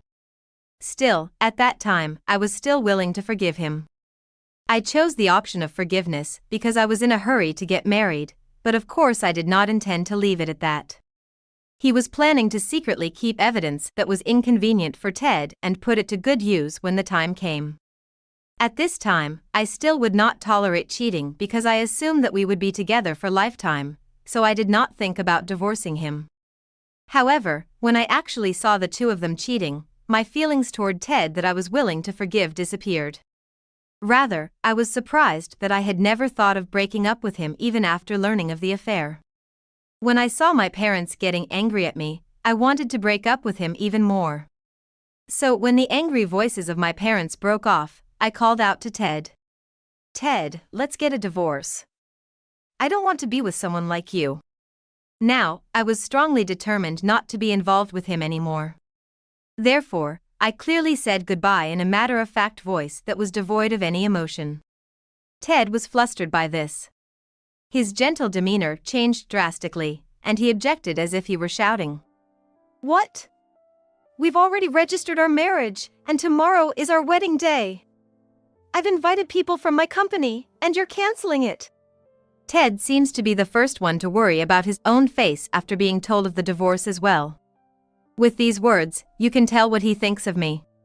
If they were married, Ted would not be willing to help each other. I was appalled by such a Ted. How can you say such a thing after hurting me? Do you think I don't know anything? These are not the words of someone who cheated on me with impunity the day before our wedding. Did he think that since we were registered, I would not divorce him easily? Ted was surprised that I had initiated the divorce, as if it had never occurred to him, which I found surprising. And when I further told him that I knew about the affair and the backstabbing, Ted awkwardly fell silent for a moment, as if he did not think I knew. Since that long, you bastard. My in-laws became angry again at the fact that I had told them, but Ted immediately began to make excuses. I'm just playing around. I'm grateful to Catherine, I swear. If we get married, this won't happen, so please reconsider. He went on to say that his relationship with Amy was not cheating because he was only single. He desperately tried to argue that since he had decided to get married, he just wanted to do something he wouldn't be able to do once he was married. The only person I want to marry is Catherine. Ted's attitude, as if he did not think he had done anything wrong, left me more dumbfounded than angry, and I could not say anything. However, perhaps surprised by Ted's argument, Amy, who had been trembling with anxiety, took a swipe at Ted. What is that? I thought you were going to marry me. You told me I was a better woman than her. Apparently, Amy was planning to marry Ted by taking him from me. I guess Amy wanted to feel superior by taking Ted because of her backwardness toward me. Ted made a disgusted face and retorted to Amy. You always want things, don't you? There is no way I'm marrying someone like that. Amy was a person who bragged about her clothes, bags, and other things. She was bragging about her possessions on SNS, and it seemed that she often bought expensive things. She must have asked for something while she was having an affair with Ted. Ted said selfishly that he preferred her as a lover, but that he would prefer me if he wanted to marry her. I don't want to get married to someone who does whatever they want. I wouldn't choose such a partner. What makes you think I'm any less than Catherine? With these words, the two began to argue. Seeing the two of them uglily shoving responsibilities at each other and making selfish claims, the in-laws seemed to be getting tired of it. My parents, though, looked at the two with a stern look on their faces. They had met Amy when Amy and I were still close, so they must have had their own feelings about it. I understand my parents' feelings because I too feel as if I am a different person from the Amy I knew when I was a student. They continue to argue, but I told Ted, who has not given up on the divorce, that I would separate from him once again. Anyway, Ted, I will never marry you. And we left the two fussing people at home and walked out of the house. After that, the wedding was cancelled. Since it was caused by Ted's cheating, it was decided that he would pay the cancellation fee. He did not want to do it, but he agreed, perhaps because he was afraid of his in-laws. Then, after the wedding and the honeymoon were cancelled, we discussed the divorce. When I asked them for alimony, they again argued, but I had hired a lawyer, so the lawyer broke them down and the matter was settled. With further preaching by my parents and in-laws, I was able to successfully divorce him and receive alimony. The alimony was higher than the market rate, partly because of the evidence of the affair and partly because of the slander on the internet. After the exchange went off without a hitch, the two seemed to be in a tough spot because they told their wedding guests that the reason for the cancellation was their affair. In addition to the affair, the two lost credibility because it was discovered that they had been writing bad things in the sub-accounts. Ted's invited guests included his colleagues and bosses at the company, which put him off the career track and made people look at him coldly. He could no longer stand such an atmosphere at the company and voluntarily resigned not long after the divorce. He is trying his best to find a new job, but he is having a hard time finding one. She is now living a poor life because her savings are completely gone due to cancellation fees and alimony payments. Amy was a shopaholic and had no savings to begin with. In addition, he did not take his job seriously and his salary was low. Therefore, it seems that he borrowed money to pay the alimony. After Ted and I were officially divorced, Amy apparently followed Ted around, trying to marry him. Amy wanted to get married, but she also wanted Ted to pay her debts. After persistently following him, Ted finally rejected her with harsh words and gave up on him. After that, she sold all of her belongings, but could not pay the debt, and is now living in poverty as well. She lost her money, could not get the marriage she had dreamed of, and in despair, she stopped following him and is now living alone. It sounds like a difficult life, but she deserves what she got and I hope she will never get involved with me again. I have reflected on the fact that I was in too much of a hurry to get married and that my judgment had become funny. Thanks to this, I no longer have any desire to get married, and I am living a settled life without being in a hurry. Even before Ted's affair was discovered, I held back in order to get married, even though Ted's problematic behavior was there. I can see now that it is not so easy to be happy when married to such a partner. Even afterwards, I reflected on the fact that I should have acted to break up with him once I realized he was cheating on me. After the divorce, I was remorseful but did not care about Ted. However, the acquaintance who introduced Ted to me was apologetic. Then, perhaps out of apology, he introduced me to a man who he said seemed to be a good match for me. He said it was because he remembered how depressed I used to be that I didn't have any male friends. When I tried to meet this guy, we started as friends because we had the same interests and we enjoyed talking. I feel I enjoy it even more now that I am no longer in a hurry to get married. I now feel that I don't have to force myself to get married, and while enjoying my life to the fullest, if and when I do decide to get married. My name is Alaya Irvin. About a week ago, my nearly 80-year-old father-in-law collapsed. He was the CEO of a major corporation, and his fall caused a huge panic among the employees. As his daughter-in-law living with him, I had to report this to my husband, who was living separately. But my husband didn't seem surprised at all and just said, "I see." The funeral turned into a grand corporate affair. After it ended, my husband showed up at the family house with his mistress, Riker. It was my first time meeting her, and she walked around our house in flashy clothes, eyeing everything. Wow, typical of a wealthy family. So many expensive things here. Yeah. All of this will belong to me now, right? Harry is my husband. Harry, born into wealth, never had to worry about money. He used his wealth to make friends, and his mistress was probably after his money too. Harry never worked a day in his life. No matter how much his father urged him to work, he'd say, "I've got more money than I could ever spend. Why bother?" And so, he didn't do anything. But as he got older, perhaps feeling embarrassed by his idleness, he started calling himself an artist and lived carelessly. Our marriage wasn't a grand love story. My father-in-law wanted someone to take over his company and chose me, an office worker at the time. I had to agree, refusing would mean no inheritance and, eventually, no one to support me after my father-in-law, the company's president, passed away. So, without a single date, Harry decided to marry me. I couldn't refuse, struggling with debts my parents had left me. But our marriage lacked any real connection. I became the successor to my father-in-law, focusing on work. Now that he's gone, I'm not struggling with work, but it's a strange situation. It's amazing, isn't it? How many millions in inheritance are we talking about? Millions? You're joking. It's probably tens of millions. Awesome, sorry for stealing the only son of a wealthy family. Riker, his mistress, clings to him and laughs, saying that I don't feel any resentment for being taken away. I have no lingering feelings for such a man. So, I get all the inheritance, right? Of course. I'm the only child, after all. It doesn't go to the wife, right? The inheritance is all mine. Now, I can spend the money as I like without worrying about my dad. That's great. But, to avoid any issues later, let's give something to this lady as a token, like alimony. You can pick anything you want. Well, then. I'll take the company.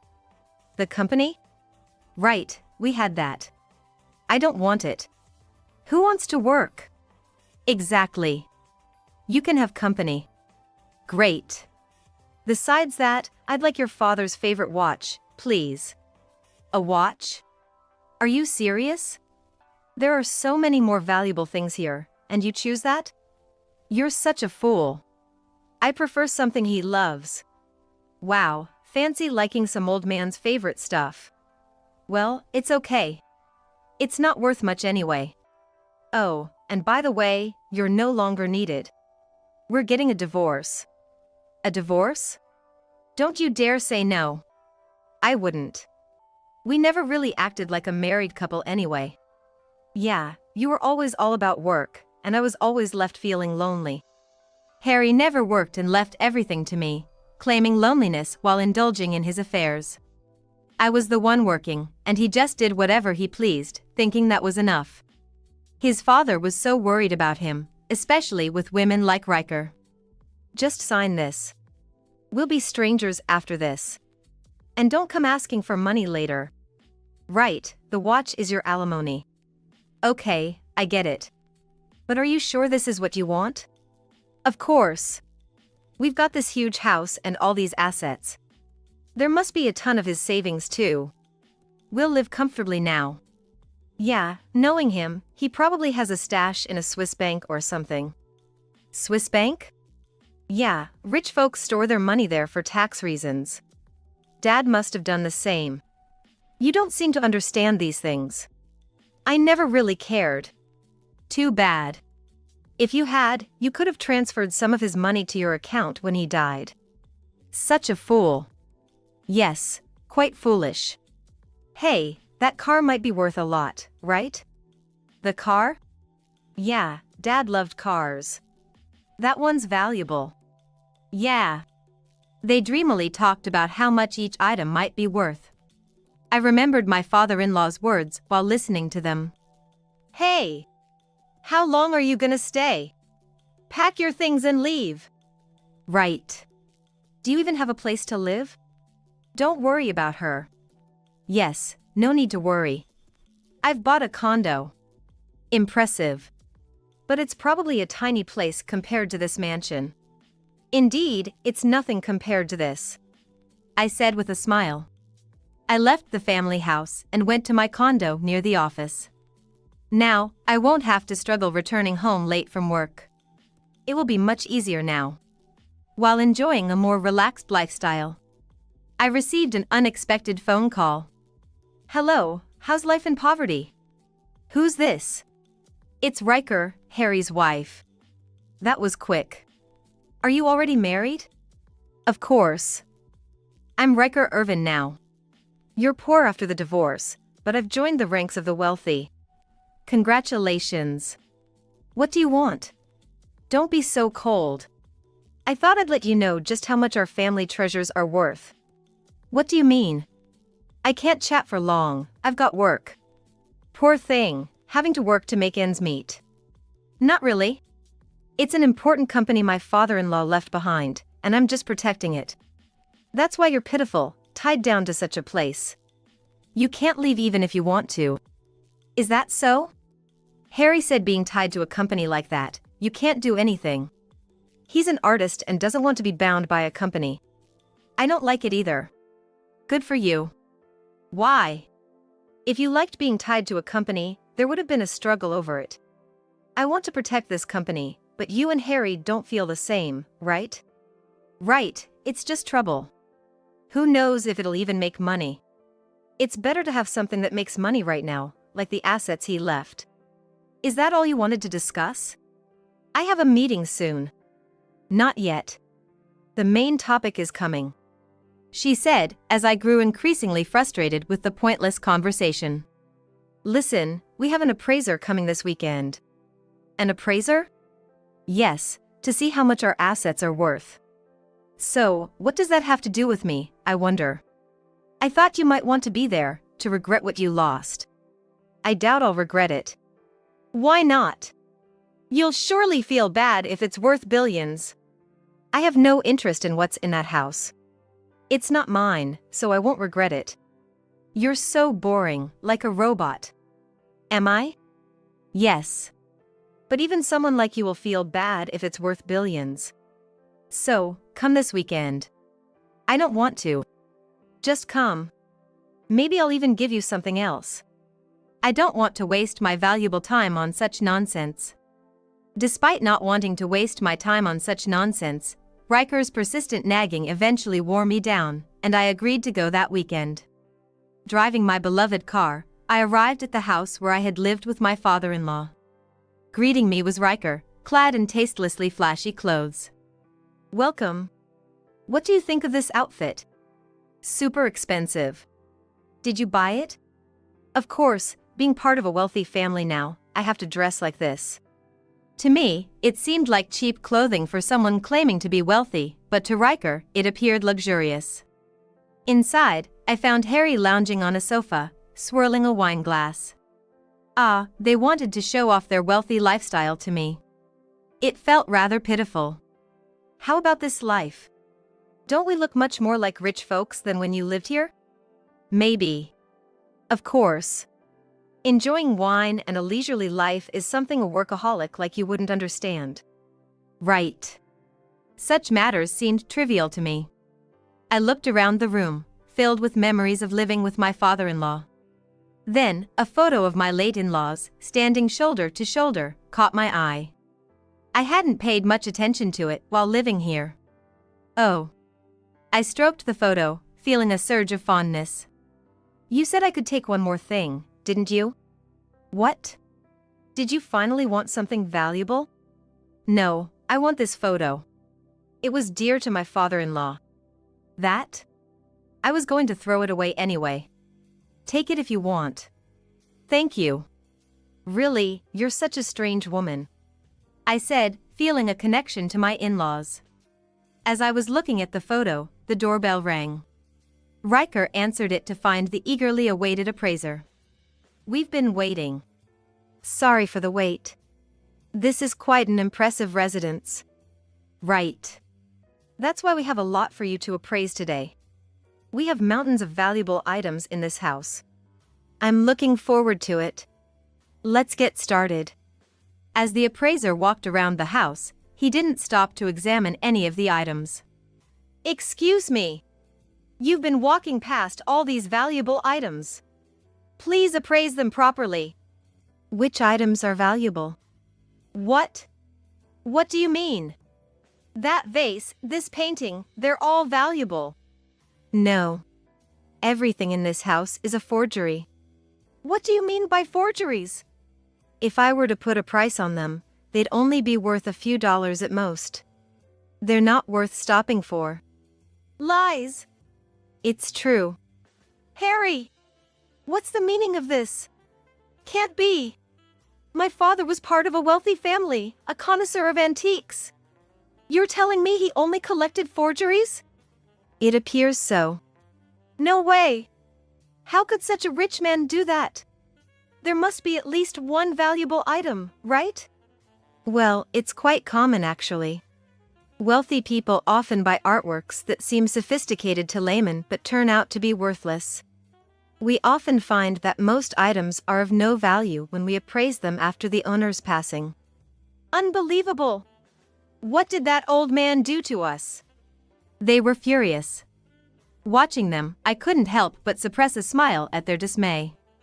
That's when the appraiser noticed the watch on my wrist, my late father-in-law's keepsake. Excuse me, but could I see that watch? It appears to be a gentleman's watch. Yes, it was my father-in-law's. May I take a look at it, please? Yes, of course. He examined it carefully and said, "This is indeed a fine piece." Really? How much is it worth?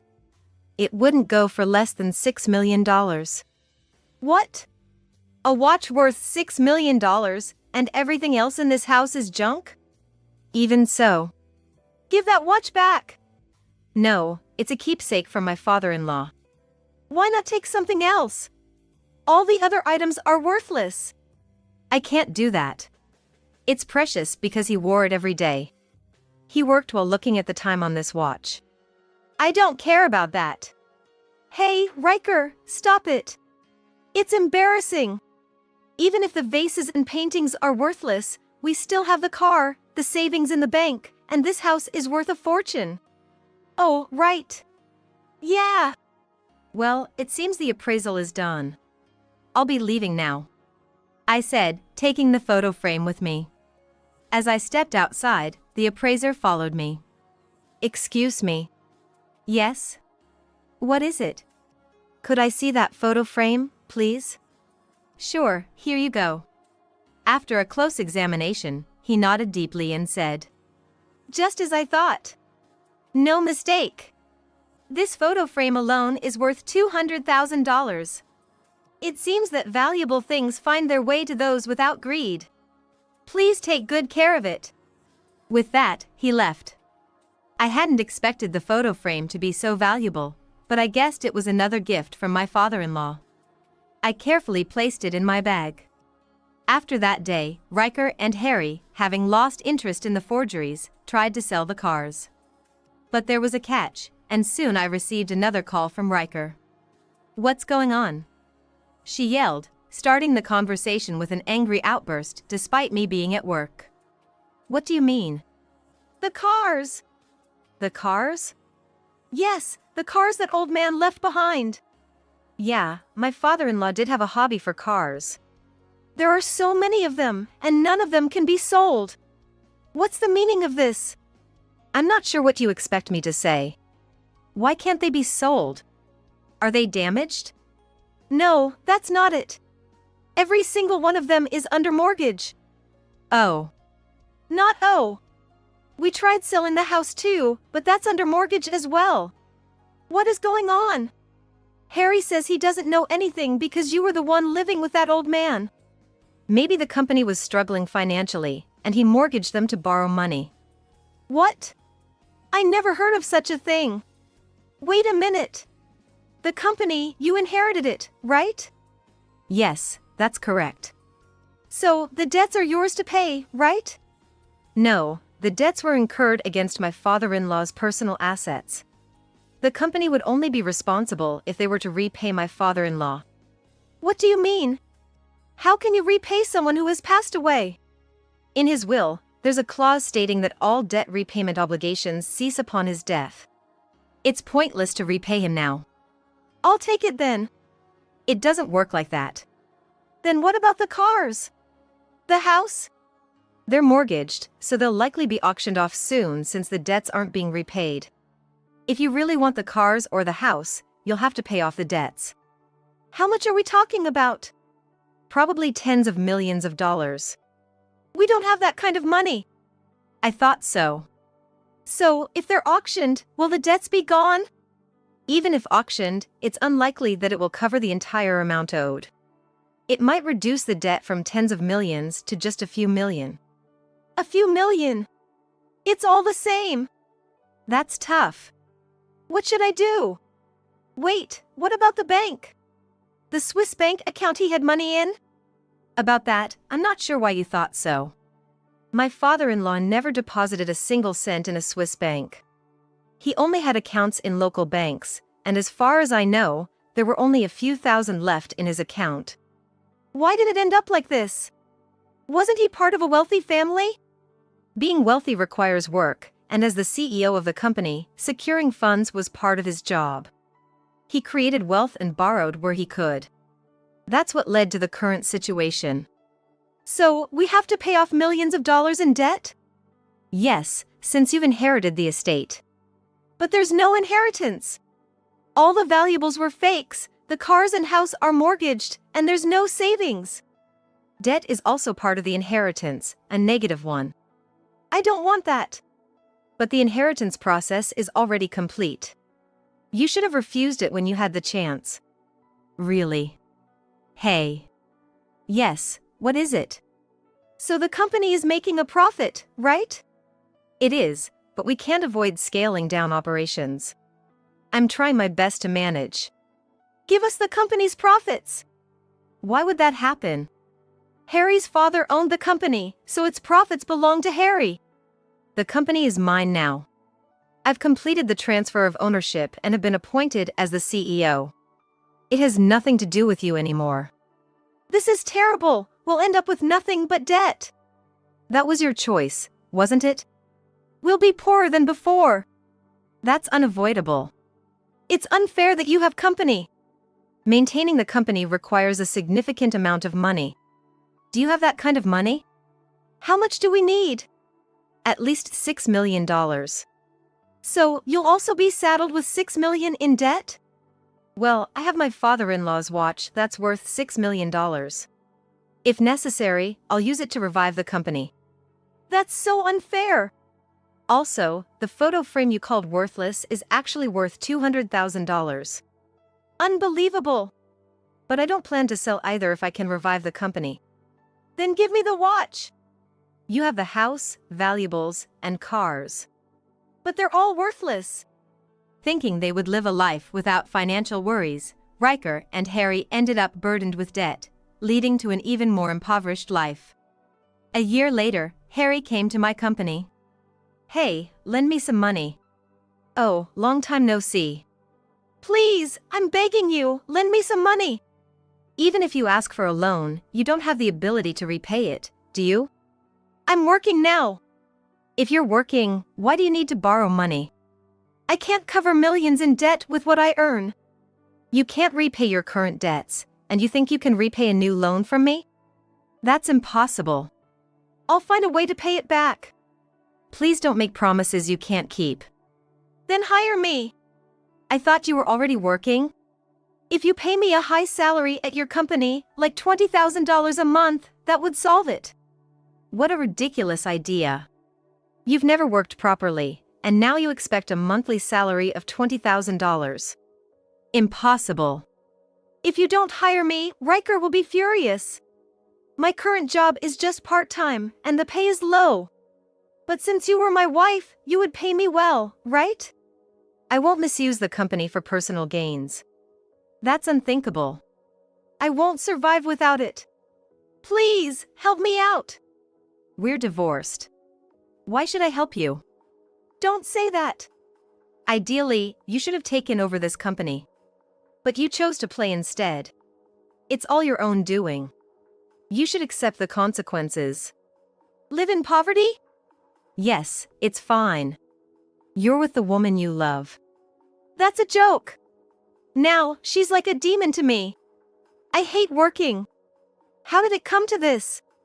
Your father was always worried about you. He wondered what you were thinking, never working. How will he ever become responsible, he pondered. Really? But now, you might finally understand the importance of work. Why do you say that?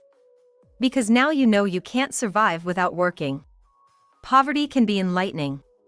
I hate being poor. But why did my father buy all those fakes? Shall I reveal the secret? You know why? Yes. When you started living with Riker, he worried that after his death, you'd convert all his assets into cash. He thought that with billions, his foolish son would become even more foolish. What? So, over 3 years, he replaced the originals with fakes, selling the real ones. And the money from the sales? It went into the company's funds. He used it when the company was struggling.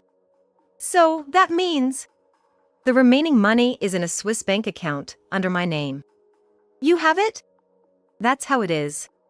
So, you're saying you embezzled the inheritance? Yes, but it's not an inheritance theft. It was a lifetime gift, and I've paid the taxes. Plus, I use that money for the company, not wastefully like you would. That's crazy. I'm struggling so much. It's all because you were foolish. Why is it like this? That's because you never worked. Plus, you foolishly walked yourself into poverty. What do you mean? By having an affair, leaving your wife, and remarrying a poor woman, you made a foolish choice. Had you stayed with me, you would still be part of a wealthy family. But a husband who doesn't work is worthless. So, my father foresaw all this? Exactly. You carry the surname but are no longer part of its wealth. What a disaster! Now that you understand, can you leave? Your poor wife is waiting. Where are you living now? Moved from that mansion to another one? No, I prefer living somewhere suitable for a single person. I don't want a mansion. Where then? There. I pointed to a condo visible from the window. Which one? That condo. No way. How can you afford to live there? I'm a CEO. That's the kind of income one have. Which floor? The top floor.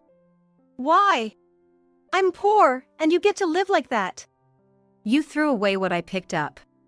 What did I throw away? This company. It's a gold mine.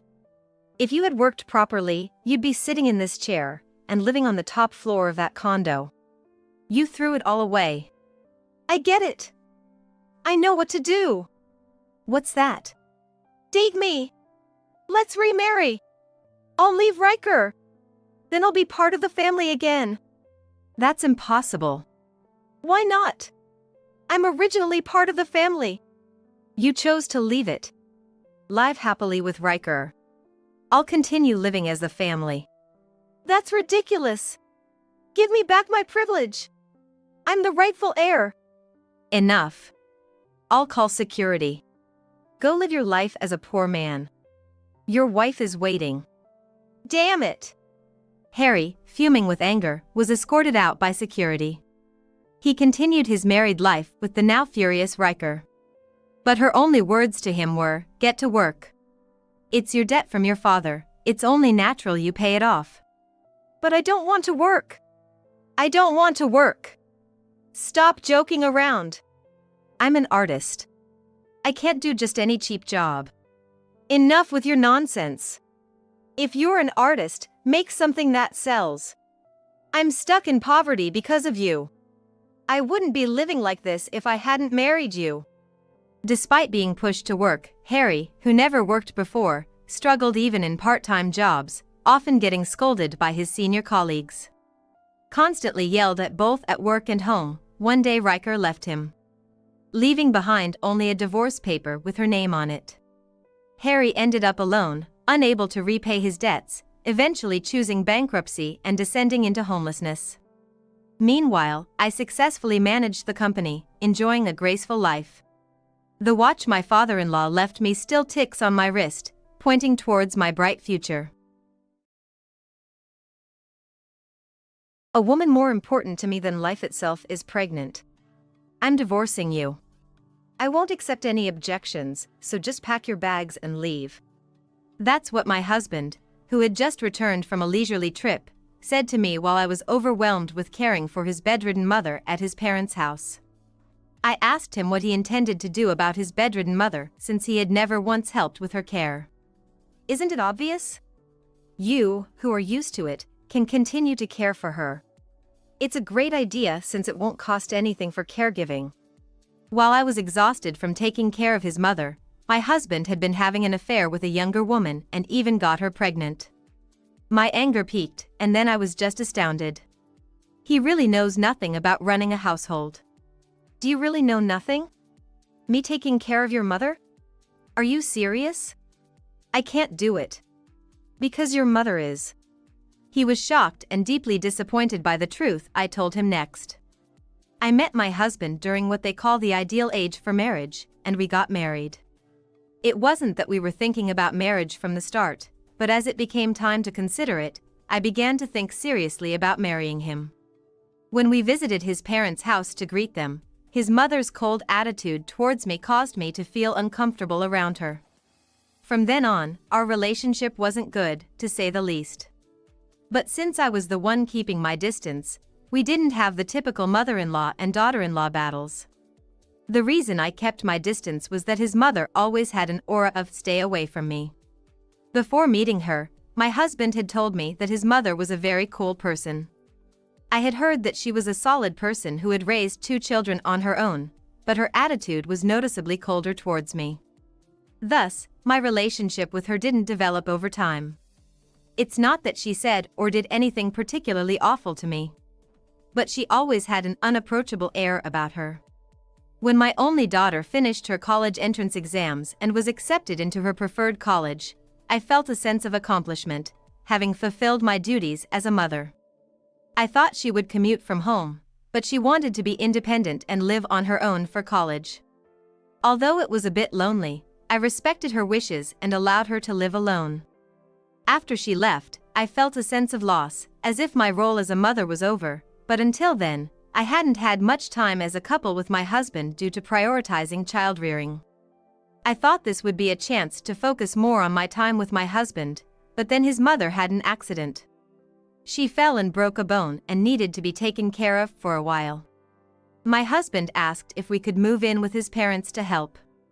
Actually, I worked full-time until I found out I was pregnant with my daughter. But I didn't want my child to feel lonely, so I quit my job when she was born. After she started school, I began working part-time, and then I got a full-time job again. My husband wanted me to quit my job for his mother. Honestly, I didn't get along with his mother, but she was kind to my daughter and took good care of her. She even came to her school events, and I was grateful for that. So I reluctantly agreed to his proposal, thinking it could be a way of repaying her kindness. But taking care of her turned out to be much harder than I imagined. She was mostly bedridden, so dealing with her excretion was the hardest part. I had to take care of it since my husband, her son, probably wouldn't want to see that, and taking a shower was also a problem. Even though caregivers came once a week, it seemed too pitiful. At first, my husband was very cooperative, wanting to repay the kindness of being raised by her, but he quickly became overwhelmed by the heavy labor and started using work as an excuse to avoid caregiving. Eventually, I ended up taking care of her by myself. I hurt my back helping her transfer to a wheelchair. But my husband, claiming he was too busy, wouldn't help. I also had to accompany her to her doctor's appointments. Our car wasn't wheelchair accessible, so I had to assist her in getting in and out, which led to me injuring not only my back but also my knees. If only she had said one word of thanks, but her cold attitude towards me didn't change, even after we started living together or when I became her sole caregiver. I felt utterly lost, wondering if I could continue like this. When my husband and I decided to move in with his parents to take care of his mother, my sister-in-law, who lived a bit far from their house, said she would help out occasionally. But in reality, she never lifted a finger to help, only offering words of encouragement like keep it up when she saw me taking care of her mother. She didn't lift a finger to help at all. She, who was married and lived a bit away from our in-laws, couldn't visit often. I understood that. But when she did come, she increasingly started to criticize how I was caring for her mother. "Don't do it like that, you're making mom suffer. Be more empathetic to her mom who is incapacitated." She started to give unsolicited advice about everything, like how the food I prepared wasn't to my mother-in-law's taste, or how the caregiver bed should be placed in a sunnier spot, even though we had set it up where my mother-in-law wanted. I didn't want to hear it from my sister-in-law who wasn't even there at the time. When I told my husband about this, he surprisingly took his sister's side. "Actually, I've been thinking the same thing. You should pay more attention to what mom wants. Please, take better care of her." I felt utterly alone, betrayed by my husband, whom I thought was my only ally. I had no one to stand by me, and no one to lend a hand in this situation. I couldn't rely on community support either, as I couldn't leave my mother-in-law alone. There was nothing I could do in this situation. Meanwhile, my husband started coming home later and later. He had been saying he was busy with work since we moved in, but I thought he was just avoiding helping with the care. Lately, however, he started talking about business trips. Something completely unrelated to his department. I began to distrust his actions. One day, my husband left his smartphone on the living room table and went to take a shower. Something he usually didn't do. Was he really that busy and forgot? I thought as I approached it and saw that the phone's screen was still on. I knew I shouldn't look, but the more I thought about it, the more curious I became and piqued. The screen showed a reservation for a hotel, and my husband had just finished booking for 4 people. 4 people? Could it be a trip for us and mother-in-law? Despite everything, I felt grateful, thinking my husband was still considering us. When he came out of the bathroom, I apologized for accidentally seeing his phone and brought up the trip. "Huh? As if I'd go on a trip with you. Did you think you were one of the 4? He ridiculed me with a sarcastic laugh. When I asked who else he was going with if not me, he dodged the question and never gave me a straight answer. 2 weeks later, without considering my feelings, he casually said he was going on the trip and left. When he returned from the 3-day trip, he said something outrageous. "My important person is pregnant. So, we're getting divorced, right now." I thought my ears were playing tricks on me. I couldn't understand why I had to face a divorce demand from my husband who had just returned from a trip. Pregnant? What do you mean? Are you having an affair? I don't need to explain anything. Just agree to the divorce silently. No matter how much I pressed for a reason, he refused to explain, saying I didn't need to know, and that I should just follow him since he had been providing for me. I had become reliant on my husband's income because he told me to quit my job and take care of his mother. If we had worked together as a couple, we wouldn't have had to rely entirely on his income. To be told he had been providing for me was infuriating. Shut up. You're so annoying. I'm leaving this house for my lover's place. Contact me when you're ready to divorce, okay? He left my in-laws' house as if running away from my questioning. His steps light as if he had anticipated this. A few days later, I stopped by the bank to withdraw living expenses for my mother-in-law and me after her doctor's appointment. It seemed my husband had no intention of supporting us, as his entire salary had already been withdrawn. He must think this will make me agree to the divorce sooner. A month later, I contacted my husband to agree to the divorce and asked him to come to his parents' house with his mistress. On the designated day, surprisingly, his sister, whom I hadn't invited, also showed up. She seemed very friendly with my husband's mistress, apparently accepting their relationship. When I told my husband that I agreed to the divorce, he and his mistress hugged each other joyfully. Sorry to spoil your happy moment, but we're not done here. What are you going to do about your mother? You can keep taking care of her, right? You've got a lot of experience, so it only makes sense for you to do it. That's not possible. Your mother is going to a facility. She'll receive professional care there, and I'd just be in the way. That's when his sister, who had been silent until now, barged into our conversation. Sending our mother to a care facility? How could you be so cruel? Yeah, she should stay in the home she's used to. My husband chimed in, his mood shifting from joy to furious rage as if he'd been thrown into the depths of misery. He was free to call me heartless or whatever he wanted. Then, my mother-in-law appeared. I decided to go to the facility myself. What? Mom? Why are you standing up? My husband and his sister were genuinely shocked to see my bedridden mother-in-law walking on her own. They were also surprised to see that my mother-in-law and I were on good terms. In fact, our relationship had been rocky since we started living together. There were times when she lashed out at me, unable to move freely, but things changed after a certain incident. It all started with her apology. While I was silently cleaning up after an accident she had, she apologized for making me do such things. That was the beginning of her apologizing for her cold behavior towards me since we first met. My mother-in-law had divorced because of issues with her daughter-in-law. She didn't want to do to me what she had experienced, but the more she thought about it, the less she knew how to act, leading to distance between us. Once that distance was created, it became even harder to bridge the gap. As she found herself in need of care. She was overwhelmed with guilt but didn't know how to express it. I felt the same way. I had given up on trying to get closer to her, to understand her. Once the misunderstanding was cleared, she started thanking me regularly. I began to empathize with her and explore what kind of care environment would be best for her. As we worked on this, she became more motivated in everything and expressed a desire to try rehabilitation. After being introduced to an instructor by her doctor, she began showing signs of recovery. Now, she can walk short distances without a cane. The money for the facility will come from selling the house and my savings. There won't be any left for you too. My husband and his sister were outraged, hearing this for the first time. My husband demanded to know why I didn't stop her reckless decision. But I knew everything about my mother-in-law's decision.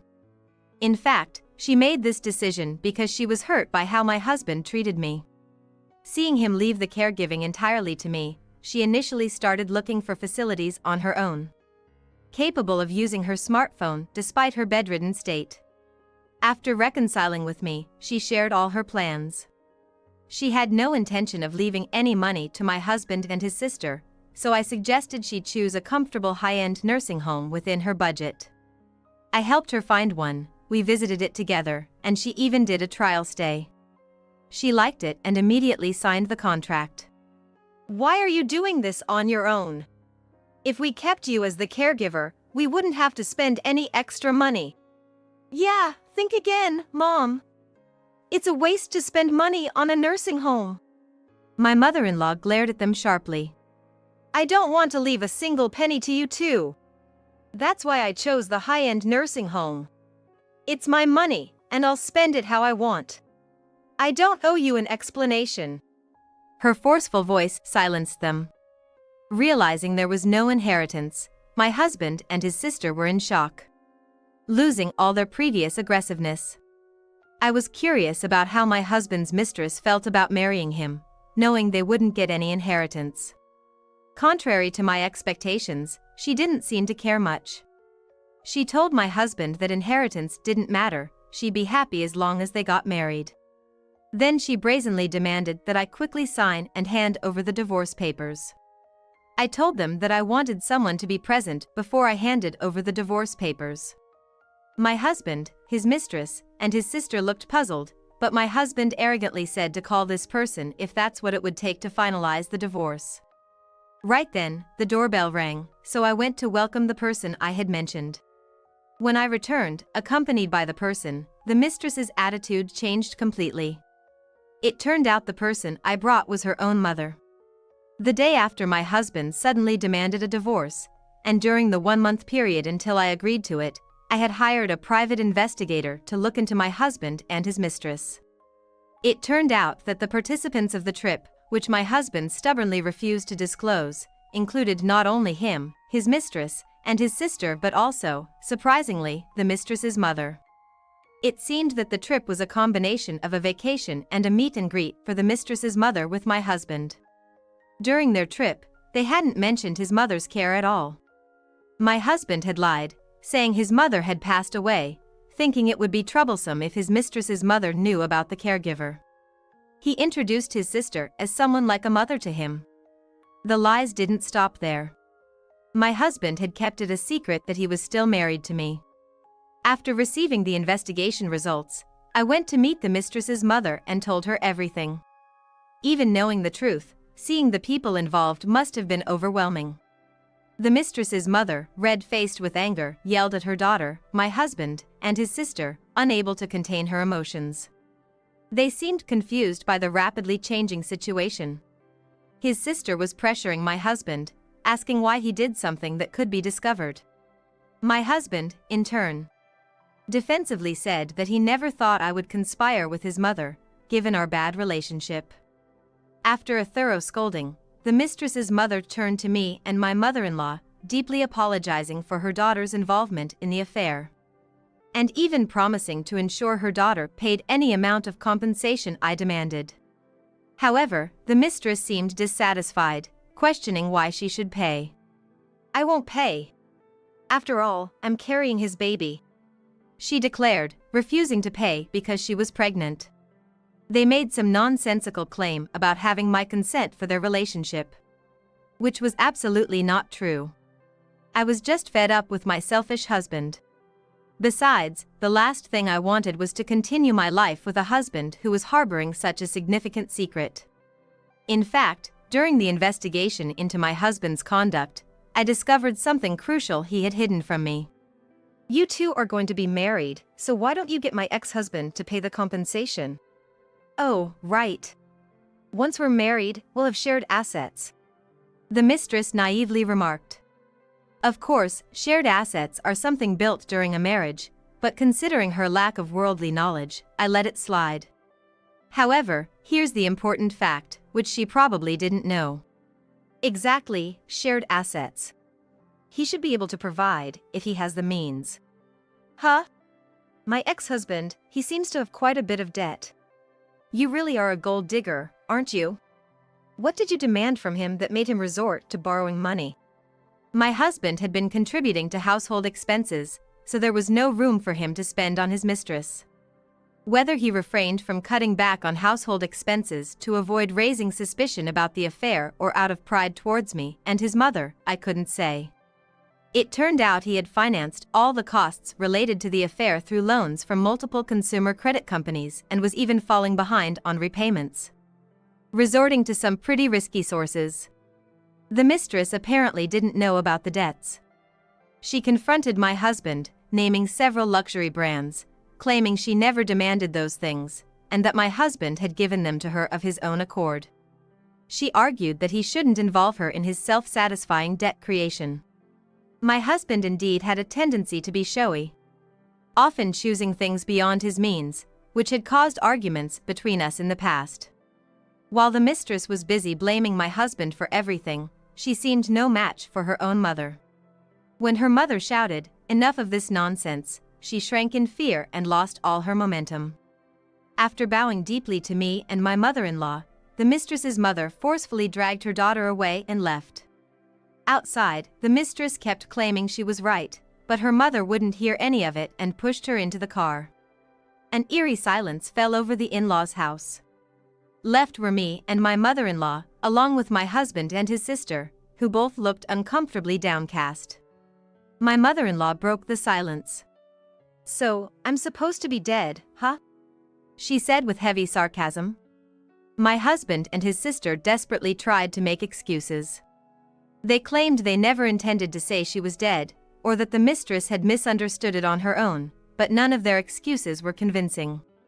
"I raised you to be honest, and look what you've become," my mother-in-law lamented. As for me, I believe that while living under their parents' roof, it's the parents' responsibility.